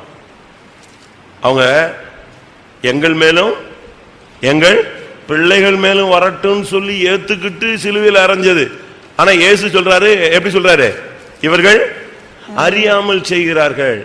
ஆனா உண்மையாவே அவங்க அறியாம தான் செஞ்சது. வாசிங்க மத்தேயு 27:25. அதற்கு ஜனங்கள் எல்லாரும், இவனுடைய இரத்த பலி எங்கள் மேலும் எங்கள் பிள்ளைகள் மேலும் இருப்பதாக என்று சொன்னார்கள். எப்படி இருக்கும்? இப்படி ஏத்துக்கிட்டவங்களை இயேசு சொல்றாரு, இவர்கள் என்ன செய்கிறார்கள்? அறியாமல் செய்கிறார்கள். அப்படி சொல்ல முடியுமா? சின்ன பையனா பரவாயில்ல, அறிவில்லைன்னு சொல்லலாம். இவனுக்கு தான் எல்லாம் தெரியுமே, இவன் இப்படி வளர்ந்துருக்கானே, இவனுக்கா தெரியாது? கல்யாணம் கட்டியிருக்கிறான், குழந்தை பெற்றிருக்கிறான், ஊழியத்துக்கு வந்து இத்தனை வருஷம் ஆச்சு, இவனுக்கா தெரியாது அப்படின்னு சொல்றோம். ஆனா இயேசுனுடைய கான்செப்ட் படி என்ன சொல்றாரு? இவர்களை அறியாமல் செய்கிறார்கள், இவர்களை மன்னியும். அப்படி சொல்ல முடியுமா நமக்கு? இயேசு அப்படி சொன்னார். அதனால தான் சொல்லி இருக்கிறது, ஆண்டவரே கேளும், ஆண்டவரே மன்னியும், பாதகங்களை மன்னியும், பாவத்தை மன்னியும், கடன்களை மன்னியும். கடைசியாக 3வது, ஆண்டவரே கவனியும். அதான் ரொம்ப முக்கியமானது. எதை கவனிக்கணும்? அதுக்கு ஒரு 2 பாயிண்ட் சொல்லி முடிக்கிறேன். சங்கீதம் 5:1. சங்கீதம் 5:1. கர்த்தாவே என் வார்த்தைகளுக்கு செவிகொடும், என் தியானத்தை கவனியும். கவனியும். ஆண்டவர் கவனிக்கிறது நம்முடைய தியானத்தை கவனிக்கிறார். உங்களுடைய தியானம் எப்படி இருக்கு? இன்னைக்கு தியானங்கிறது வேற மாதிரி போயிடுச்சு. மெடிடேஷன் சொல்லிட்டு அது யோகா, அப்படி இப்படி ஆழ்நிலை தியானம், அந்த தியானம் இந்த தியானம்னு நினைஞ்சிருச்சு, வித்தியாசமா போயிடுச்சு. ஆனா பைபிள் படி உள்ள தியானம்னா என்ன? ஆண்டவரை தியானிக்கும் போது கரெக்டா நீங்க தியானிச்சீங்கன்னா அனல் மூழும். ஆனா சரியா தியானிக்காம உட்கார்ந்துக்கிட்டு வேற ஏதோ தியானிச்சிட்டீங்கன்னா உன் ஆவி என்ன செய்யும்? தொய்ஞ்சு போயிடும். நீங்க தேவ சமூகத்துல தான் இருப்பீங்க, ஃபுல்லா டல் ஆயிடுவீங்க. வாசிங்க 39ஆம் சங்கீதம் 3ஆம் வசனம். சரியா தியானிச்சா அக்கினி. என் இருதயம் எனக்குள்ளே அனல் கொண்டது, நான் தியானிக்கையில் அக்கினி மூண்டது. தியானிக்கையில அக்கினி மூழும். கரெக்டா தியானிச்சிட்டீங்க, ஆண்டவரே என்னுடைய வாழ்க்கையை ஒப்பு கொடுக்கிற சுவாமி, அப்படியே ஜபிச்சு ஜபிச்சு ஜபிச்சு அனல் முடிச்சுன்னா பிடிச்சிடும். ஆனா அதே நேரத்துல இந்த அந்த அதே கூட்டத்தில் உட்கார்ந்து இருக்கிற ஆளு வேற எதையோ தியானிச்சு சரி நமக்கு இப்படி ஆயிடுச்சு, எப்படி ஆயிடுச்சு, ஆண்டவர் விட்டாரு, ஐயோ போச்சு, சரி எல்லாரும் ஜெபிக்கட்டும், சரி வந்துட்டோம் அப்படின்னு உட்கார்ந்துட்டான்னா அவன் ஆவி என்ன செய்யும்? அவன் வேற ஏதோ ஒரு தியானத்துல இருப்பான். வாசிங்க 77ஆம் சங்கீதம் 3ஆம் வசனம். உன்னுடைய தியானத்துல அக்னி வருதா, ஆவி தொய்ந்து போதா? நான் தியானிக்கும் போது என் ஆவி தொய்ந்து போயிற்று. ஒண்ணுமில்லாம போச்சு. ரெண்டுமே தியானம் தான். ஒருத்தர் அதை சரியா பயன்படுத்தும் போது அது எப்படி ஆயிடுச்சு? அக்னி பிடிச்சிருச்சு. இன்னொருத்தர் அதை சரியா பயன்படுத்தாத போது ஆவி நெஞ்சிருச்சு, தொய்ந்து போச்சு. அதனால சிலர் கூட்டம் முடிஞ்சு பயங்கர எழுப்புல போவாங்க, சிலர் அப்படி செத்து போன மாதிரியே திரும்பி போவோம். ஏன்னா அந்த கூட்டத்தை அவன் என்ன செய்யல, யூஸ் பண்ணல. அதான் முக்கியம். இப்ப வியாதியஸ்தரா ஆஸ்பத்திரிக்கு போறாங்க. ஒரு சிலர்லாம் பாருங்க, வீட்டுக்கு போகும்போது கார்ல திரும்பி போகும்போது இல்லை நடந்து போகும்போது நல்ல சுகதேகியா போவாங்க, நான் வந்தேன் எனக்கு சுகமாயிடுச்சு. ஒரு சிலர் பாருங்க திருப்பி போவாங்க, அது சுகமாகாதாமே, அது அப்படிதான் இருக்குமாமே, இந்த வியாதிக்கு மருந்தே இல்லையாமே, இப்படி செத்து போன மாதிரியே திரும்பி போவான். போகும்போதே 10 பேரை சாவடிச்சிட்ட மாதிரி தான் போவோம். கேட்கறவங்களாம் அப்படியா, மருந்தே இல்லையா, போச்சா. அவன் ஆவியும் சேர்ந்து தொய்ஞ்சு போகும். நம்பிக்கையெல்லாம் என்ன செய்யும், தளரும். இன்னைக்கு நீங்க எப்படி தியானிக்கிறீங்க? உங்களுடைய தியானம் எப்படிப்பட்டது? ஆண்டவரே என் தியானத்தை கவனியும், அதான் முக்கியம். ஆண்டவர் நம்முடைய தியானத்தை கவனிக்கிறார். ஈசாக்கு தியானம் பண்ணும்படியாக சாயங்கால வேளையில் வெளியில் போயிருந்தான். ஆதியாகமம் 24:63. 24, ஆதியாகமம் 24:63. ஈசாக்கு சாயங்கால வேளையிலே தியானம் பண்ண வெளியிலே போயிருந்து அங்கேதான் அவன் ரெபெக்காளை பார்த்தான். உன்னுடைய ஜெபத்துக்கு நீ தியானம் பண்ணினா உனக்கு பதில் கிடைக்கும். அவன் ஒரு டைம் வச்சிருந்தான். ஈசாக்குக்கு தியான டைம் என்னது? சாயங்காலம். ஏன்னா அப்பாவை கவனிக்கணும், அம்மா இல்லை, அம்மா இறந்துட்டாங்க, இப்ப அப்பாவை என்ன செய்யணும், கவனிக்கணும். அடுத்த ஆடு மாடுகள் எல்லாம் என்ன செய்யணும், கிளியர் பண்ணி பட்டியில வந்து அடைக்கணும். எல்லாம் தண்ணி கட்டி கரெக்டாக அடைச்சிட்டு அப்பாவை பார்த்துட்டு நேரம் எங்கே வரான், ஊருக்கு வெளியே. எதுக்கு வர்றான்? ஆண்டவரை நோக்கி தியானம் பண்ண வரான். அவனுக்கு ஒரு டைம். ஆனால் அதே நேரத்தில் தாவீதை பார்த்தீங்கன்னா அவருக்கு பிரச்சனை இல்லை, ஆடு மேய்க்க வேண்டியதில்லை, இப்போ எல்லாத்தையும் விட்டுட்டாரு. இப்போ யாராயிட்டார்? அவரு கிங் ஆயிட்டார், எம்பரர் ஆயிட்டார், பெரிய பேரரசர். அதனால அவனுக்கு டைம் இருந்துச்சு. அதன் டைமை அவன் அழகா யூஸ் பண்ணான். அந்தி சந்தி மத்தியான வேளைகளில் 55ஆம் சங்கீதம் 17ஆம் வசனம். அவனுக்கு 3 டைம் ஜெபத்தை வச்சுக்கிட்டான். 55, 13. அந்தி சந்தி மத்தியான வேளைகளிலும் நான் தியானம் பண்ணி முறையிடுவேன். பாத்தீங்களா? தாவீதுக்கு அவனுடைய அந்த தியானங்கிறது ஒரு விதத்துல ஆண்டோடைய பாதத்துல அமர்ந்திருக்கிற ஒரு தன்மை. ஈசாக்கு சாயங்கால வேலையை வச்சிருந்தான். தாவீதுக்கு ஃப்ரீ இருந்ததுனால எத்தனை டைம் வச்சுக்கிட்டான்? 3 டைம்ஸ் வச்சுக்கிட்டான். அந்தி சந்தி மத்தியானம், எல்லா காலையில மத்தியானம் சாயங்காலம் 3 நேரமும் கரெக்டா போயிடும். முஸ்லீம் எத்தனை தரம்? முஸ்லீம் 5 முறை கரெக்டாயத்துக்கு அடிச்சுட்டு வாங்க. அடிச்சுட்டானா ஓதிட்டானா எங்க போயிடுவான்? கட்சி பத்தி தலையில போட்டுருவான். அவன் வெக்கமே பட மாட்டான். நம்ம ஆளுங்க தாங்க அந்த டைம் வந்தா அவங்க வெளியால உட்காந்து. ட்ரெயின்ல பாருங்க, அன்னைக்கு நாங்க வரோம், அழகா கரெக்டா அவன் அவ்வளவு நேரம் பேசினான்னு சிரிச்சுக்கிட்டு இருந்தான். சடார்னு அந்த இடத்துல எதை போட்டான், துண்டை விரிச்சிட்டானே. நம்ம ஆளுங்க யாரையாவது ஜெபிக்க சொல்லுங்க அப்படின்னு பைபிளே எடுக்க மாட்டான். ஸ்தோத்திரம் ஸ்தோத்திரம் பைபிளே உள்ள வச்சுக்குவான், வெளியே எடுக்க மாட்டான். ஏன்னா பெந்தேகோஸ்காரன் கண்டுபிடிச்சிருவான், ஸ்தோத்திரம் பண்ணா ஏதாவது கேட்டுருவான். அவன் அதெல்லாம் கவலையே படுறதில்ல, கொள்ளாவை தூக்கி வச்சிருவான், ஒரு துண்டை விரிப்பான். நான் பார்த்துக்கிட்டே இருக்கேன், நான் இதெல்லாம் வேடிக்கை பார்த்துட்டே இருக்கேன். ஒரு நாள் அந்த கீச்சைன் நம்மளாம் கீச்சைன் நேர போக்குக்கு வச்சிருப்பான், நார்த்து சவுத்துலாம் பார்த்துருக்கீங்களா? ஒரு சின்ன கீச்சைன் இருக்கும், அது ரவுண்ட் அடிச்சுக்கிட்டே இருக்கும், நம்ம திசை காட்டும் கருவி. அவன் அதை வச்சிருக்கான். ட்ரெயின் அன்னைக்கு போய்கிட்டு இருக்கு. நான் என்னடா இவன் முஸ்லீம் இப்படி தூக்கி வச்சு பார்த்துக்கிட்டே இருக்கான். கரெக்டாக பார்த்தான், அது அந்த காஃபாவை நோக்கி அது திரும்பிடுச்சு. திரும்பின உடனே கரெக்டாக துண்டை அதுக்கு நேரம் இப்படி டைரக்ஷனை திருப்பி போட்டு முழங்கால போட்டான். எங்கே போகுது? அவனுடைய இது ஸ்ட்ரைட் மக்காவை நோக்கி பார்க்கணும்.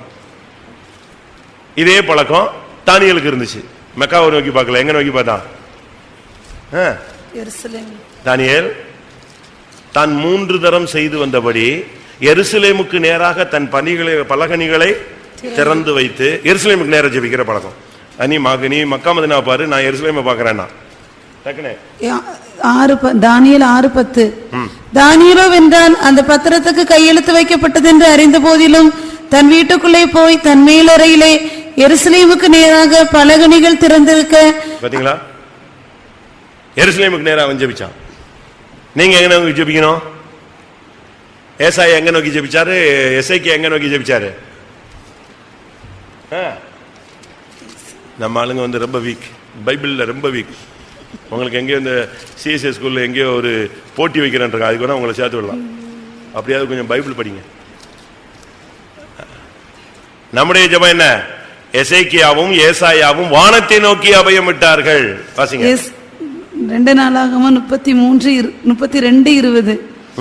இது நிமித்தம் ராஜாவாகிய எசேக்கியாவும் ஆமோசின் குமாரனாகிய ஏசாயா தீர்க்கதரிசியும் பிரார்த்தித்து வானத்தை நோக்கி அபயமிட்டார்கள். அவங்க வானத்தை நோக்கி, சீயோனை நோக்கி பாரு.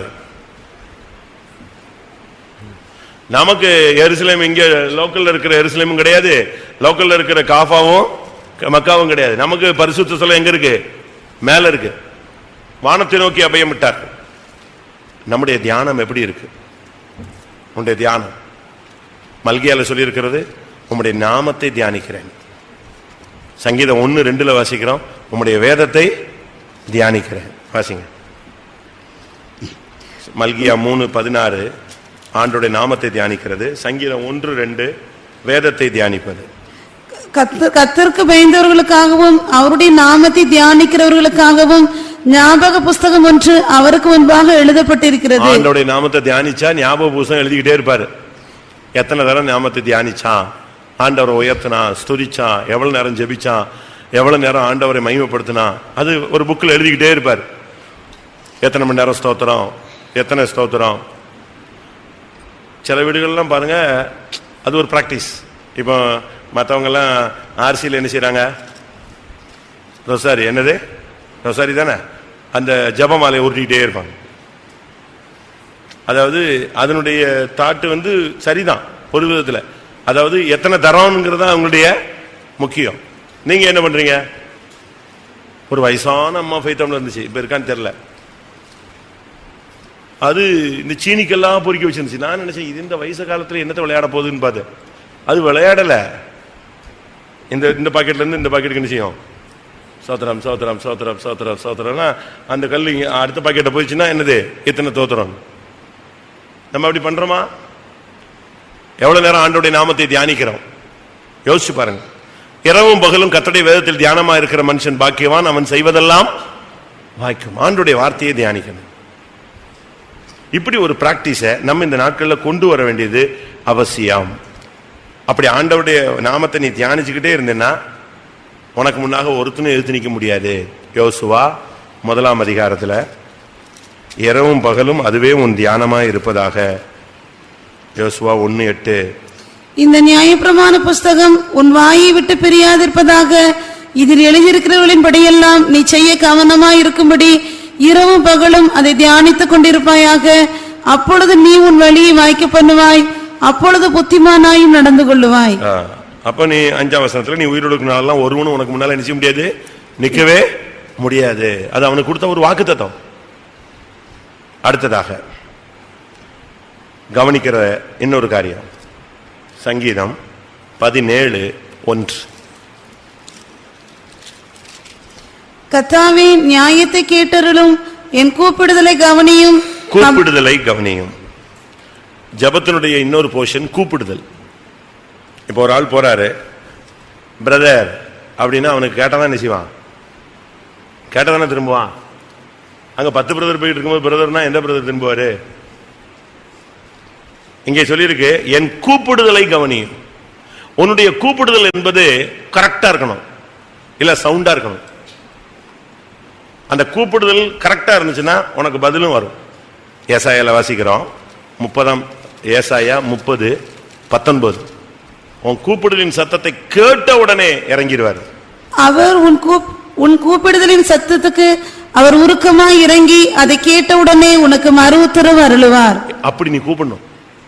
உன்னுடைய கூப்பிடுதலின் சத்தம் தான் ரொம்ப முக்கியம். நீங்க அப்படி கூப்பிடுறீங்களா? ஒரு ஆபத்துல இருக்கும்போது நம்முடைய கூப்பிடுதலின் சத்தம் தான் முக்கியம். வாசிங்க நெகேமியா 9:9.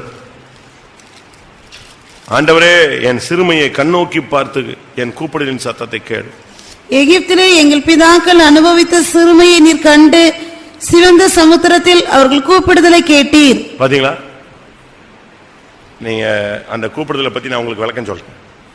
எகிப்துல ஒரு வழி ஆயிட்டாங்க அவங்க. சரி விட்டா போதுன்னு தப்பி எங்க வந்தாச்சு? செங்கடல் கிட்ட வந்தாச்சு. அப்படித்தான் இருக்கு. சிவந்த சமுத்திரத்துக்கிட்ட வந்தாச்சு.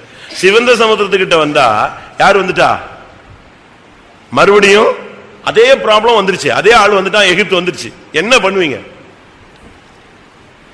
அப்ப இவங்களுடைய கூப்பிடல் எப்படி ஒரு 6 லட்சம் பேரும் கடந்து கத்தனானா எப்படி கத்திருப்பான்? லட்சக்கணக்கான ஜனங்களும் ஐயோ வந்துட்டானே சுவாமி, என்ன பண்ணுவீங்க, எங்களை காப்பாத்துங்க. உடனே அந்த அக்னி ஸ்தம்பம் எங்க போயிடுச்சு? உடனே அந்த அக்னி ஸ்தம்பம் எங்க போச்சு? பெண்ணால போய் அவனையும் இவனையும் கேப் கொடுத்துருச்சு, நிப்பாட்டிடுச்சு. பயங்கரமா இருந்துச்சு அந்த கூப்பிடலின் சத்தம். ஏன்னா முன்னால செங்கடல் அப்படி நிக்குது, இன்னும் பிளக்கல. பின்னால அவன் வந்துட்டான், அவன் நெருங்கிட்டான். இனி கொஞ்ச நேரத்துல கொன்றுவான், இல்லைன்னா பிடிச்சிட்டு போயிடுவான். அப்படி ஒரு கட்டம் வந்துடக்கூடாதுங்கும் போது இவங்க கத்துற அந்த கூப்பிடலின் சத்தம் உடனே கத்திரன் செஞ்சாரு. வாசிங்க அப்படி ஒரு வசனம். அவர்களுக்கு முன்னாக சென்ற அந்த இது பின்னாக போனது. யாத்திராகமம் 14:19. அப்பொழுது இஸ்ரவேலரின் சேனைக்கு முன்னாக நடந்த தேவதூதனானவர் விலகி அவர்களுக்கு பின்னாக நடந்தார். அவர்களுக்கு முன் இருந்த மேக ஸ்தம்பமும் விலகி அவர்கள் பின்னே நின்றது. அது எகிப்தியரின் சேனையும் இஸ்ரவேலரின் சேனையும் ராம் முழுவதும் ஒன்றோடொன்று சேராதபடி அவைகள் நடுவில் வந்தது. எவ்வளவு அருமையா கர்த்தர் கொண்டு வந்து மேகத்தை உள்ள விட்டார் பாத்தீங்களா? அப்படியே பிரேக் அடிச்சுக்கிட்டே வர்றாரு. நெருங்காத நெருங்காத நெருங்காத. இவங்க எல்லாம் ஐயோ வந்துட்டானே வந்துட்டானே கத்துறான். நம்முடைய கூப்பிடலின் சத்தம், நம்முடைய சிறுமையை கண்டு நம்முடைய கூப்பிடலின் சத்தத்தை கேட்கிற தேவன். அதனால தான் சொல்றான், ஆண்டவரே கவனியும். என்னது கவனியும்? எங்க வீட்டுக்காரர் எங்க போறாருன்னு கவனியும். அப்படியா? நான் போன பிறகு வீட்டில் என்ன நடக்கிறது என்று கவனியும். அப்படியா? ஸ்பையா அவரு? இல்ல கேமராவா? அவன் சொல்றான், என்னுடைய கூப்பிடுதலின் சத்தத்தை நீங்க என்ன செய்யுங்க?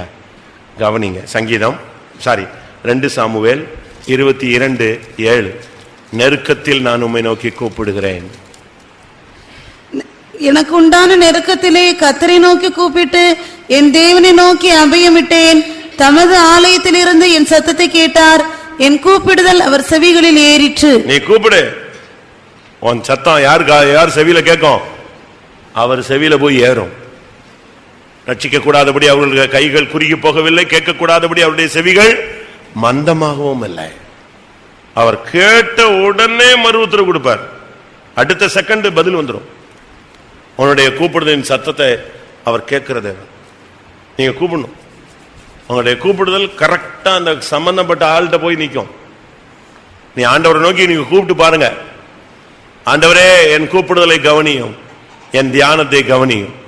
ஆண்டவரே என் பாதகத்தை மன்னியும், என் கடன்களையும் பாவங்களையும் மன்னியும். ஆண்டவரே அவன் நிந்தித்த வார்த்தையை கேளும், என்னோட வழக்காடுடைய சத்தத்தை கேளும், என் ஜப சத்தத்தை கேளும். எல்லாரும் கண்களை மூடுவோம். தாமதியாமல் செய்யும். இந்த 3 காரியத்தையும் அவன் சொல்றான், தாமதியாமல் செய்யும். உம்முடைய நாமம் எங்களுக்கு தரிக்கப்பட்டிருக்கிறதே. ஆமே. எத்தனை பேர் இன்றைக்கு இந்த ஜபத்தை பண்ண போறீங்க? இது தானியேலுடைய ஜபம். அருமையான ஒரு ஜபம் பண்றான். எனக்கு இந்த வார்த்தையை நான் படிச்சதுல இருந்து என் மண்டையில ஓடிக்கிட்டே இருந்துச்சு. இப்படி ஒரு வார்த்தை சொல்லியிருக்கானே, ஆண்டவரே கேளும், ஆண்டவரே மன்னியும், ஆண்டவரே கவனியும், தாமதியாமல் செய்யும், உம்முடைய நாமம் எங்களுக்கு தரிக்கப்பட்டிருக்கிறதே. எல்லாரும் கண்களை மூடி 2 நிமிஷம் முழங்கால் போடுங்க. ஒரு ஜெபம் பண்ணுங்க. நீங்களே ஜெபம் பண்ணுங்க. கர்த்தாவே நீர் கேளும். ஆண்டவரே சத்துருக்கள் உம்மை நிந்திப்பதை கேளும். என்னோடு வழக்காடுகளுடைய சத்தத்தை நீர் கேளும். வாய் திறந்த ஒரு ஜெபம் பண்ணுங்க பார்க்கலாம். என் விண்ணப்பத்தின் சத்தத்தை கேளும். என் பாதகங்களை மன்னியும், என் கடன்களை மன்னியும், என் பாவங்களை மன்னியும், என் தியானத்தை கவனியும், என் கூப்பிடுதலின் சத்தத்தை கவனியும். ஆமென். இது உங்க நேரம். 2 நிமிஷம் டைம் தரேன். உங்களுக்கு மன்னிப்பு கேட்கணும்னா மன்னிப்பு கேளுங்க, கவனிக்க சொல்லணும்னா கவனிக்க சொல்லுங்க. ஆண்டவரே என் சத்தத்தை கேளும்னா கேட்க சொல்லுங்க. தேவன் இந்த 3 காரியங்களையும் செய்கிற தேவன். ஆமென். ஹல்லேலூயா, ஹல்லேலூயா. உனக்கு விரோதமாய் பலரும் பல விதங்களில் பேசலாம், அதை கேட்கிற தேவன் ஒருவர் உண்டு. உன் குறைகள் எதுவாயிருந்தாலும் அதை மன்னிக்கிற தேவன் உண்டு. உன் தியானத்தை, உன் கூப்பிடுதலின் சத்தத்தை கவனிக்கிற ஒரு தேவன் உண்டு. நீ கூப்பிட்டு எத்தனையோ ஒரு பதில் கொடுக்காமல் போகலாம். உன் பிள்ளைகள் பதில் கொடுக்காமல் போகலாம். உன்னுடைய குடும்பத்தார் பதில் கொடுக்காமல் போகலாம். கவனிக்காதது போல போய்கொண்டே இருக்கலாம். ஆனால் தேவன் உன் கூப்பிடுதலை கவனிக்கிற தேவன்.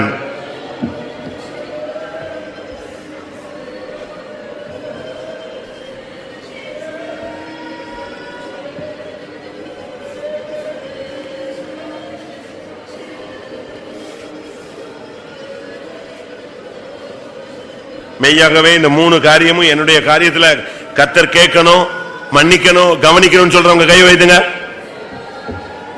ஆமென். என் பாதகத்தை கர்த்தர் மன்னிக்க வேண்டும். எனக்கு விரோதமாக நிந்திக்கிறவருடைய சத்தத்தை அவர் கேட்க வேண்டும். என் கூப்பிடுதலின் சத்தத்தை அவர் கவனிக்க வேண்டும்.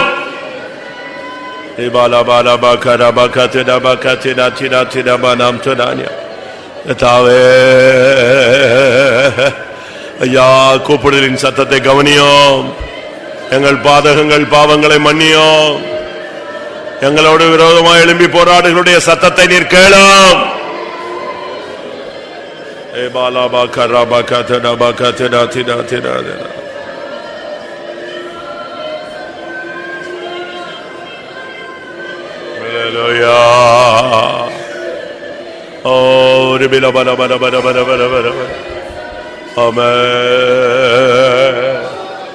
ஏசப்பா, கேளும் கேளும் கேளும் கேளும் கேளும். ஏசப்பா, மன்னியும் மன்னியும் மன்னியும் மன்னியும் மன்னியும். ஆண்டவரே, கவனியும் கவனியும் கவனியும். அல்லேலூயா.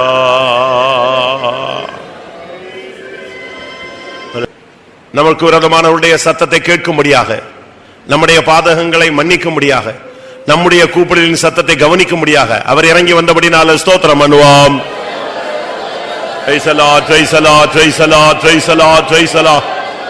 தம்முடைய நாமம் தரிக்கப்பட்ட ஜனங்களுக்காக அவர் தாமதியாமல் பல காரியங்களை அவர் செய்ய போறபடினால ஸ்தோத்திரம் பண்ணுவோம். யாருக்கு விரோதமாய் உள்ளவருடைய காரியங்களை கர்த்தர் கேட்டாரோ, எவர்களை மன்னித்தாரோ, எவர்களுடைய கூப்பிடலின் சத்தத்தை கவனித்தாரோ, அவர்களை சேர்க்க அவர் வரப்போறபடினால ஸ்தோத்திரம் பண்ணுவோம். அந்த நாளுக்கு என்று தகுதிப்படுத்த முடியாது. ஸ்தோத்திரம் பண்ணுவோம். பிதா குமாரன் பரிசுத்த ஆவியானவருக்காய் ஸ்தோத்திரம் பண்ணுவோம். எல்லா மகிமையும் அவருக்கே செலுத்தி ஸ்தோத்திரம் பண்ணுவோம்.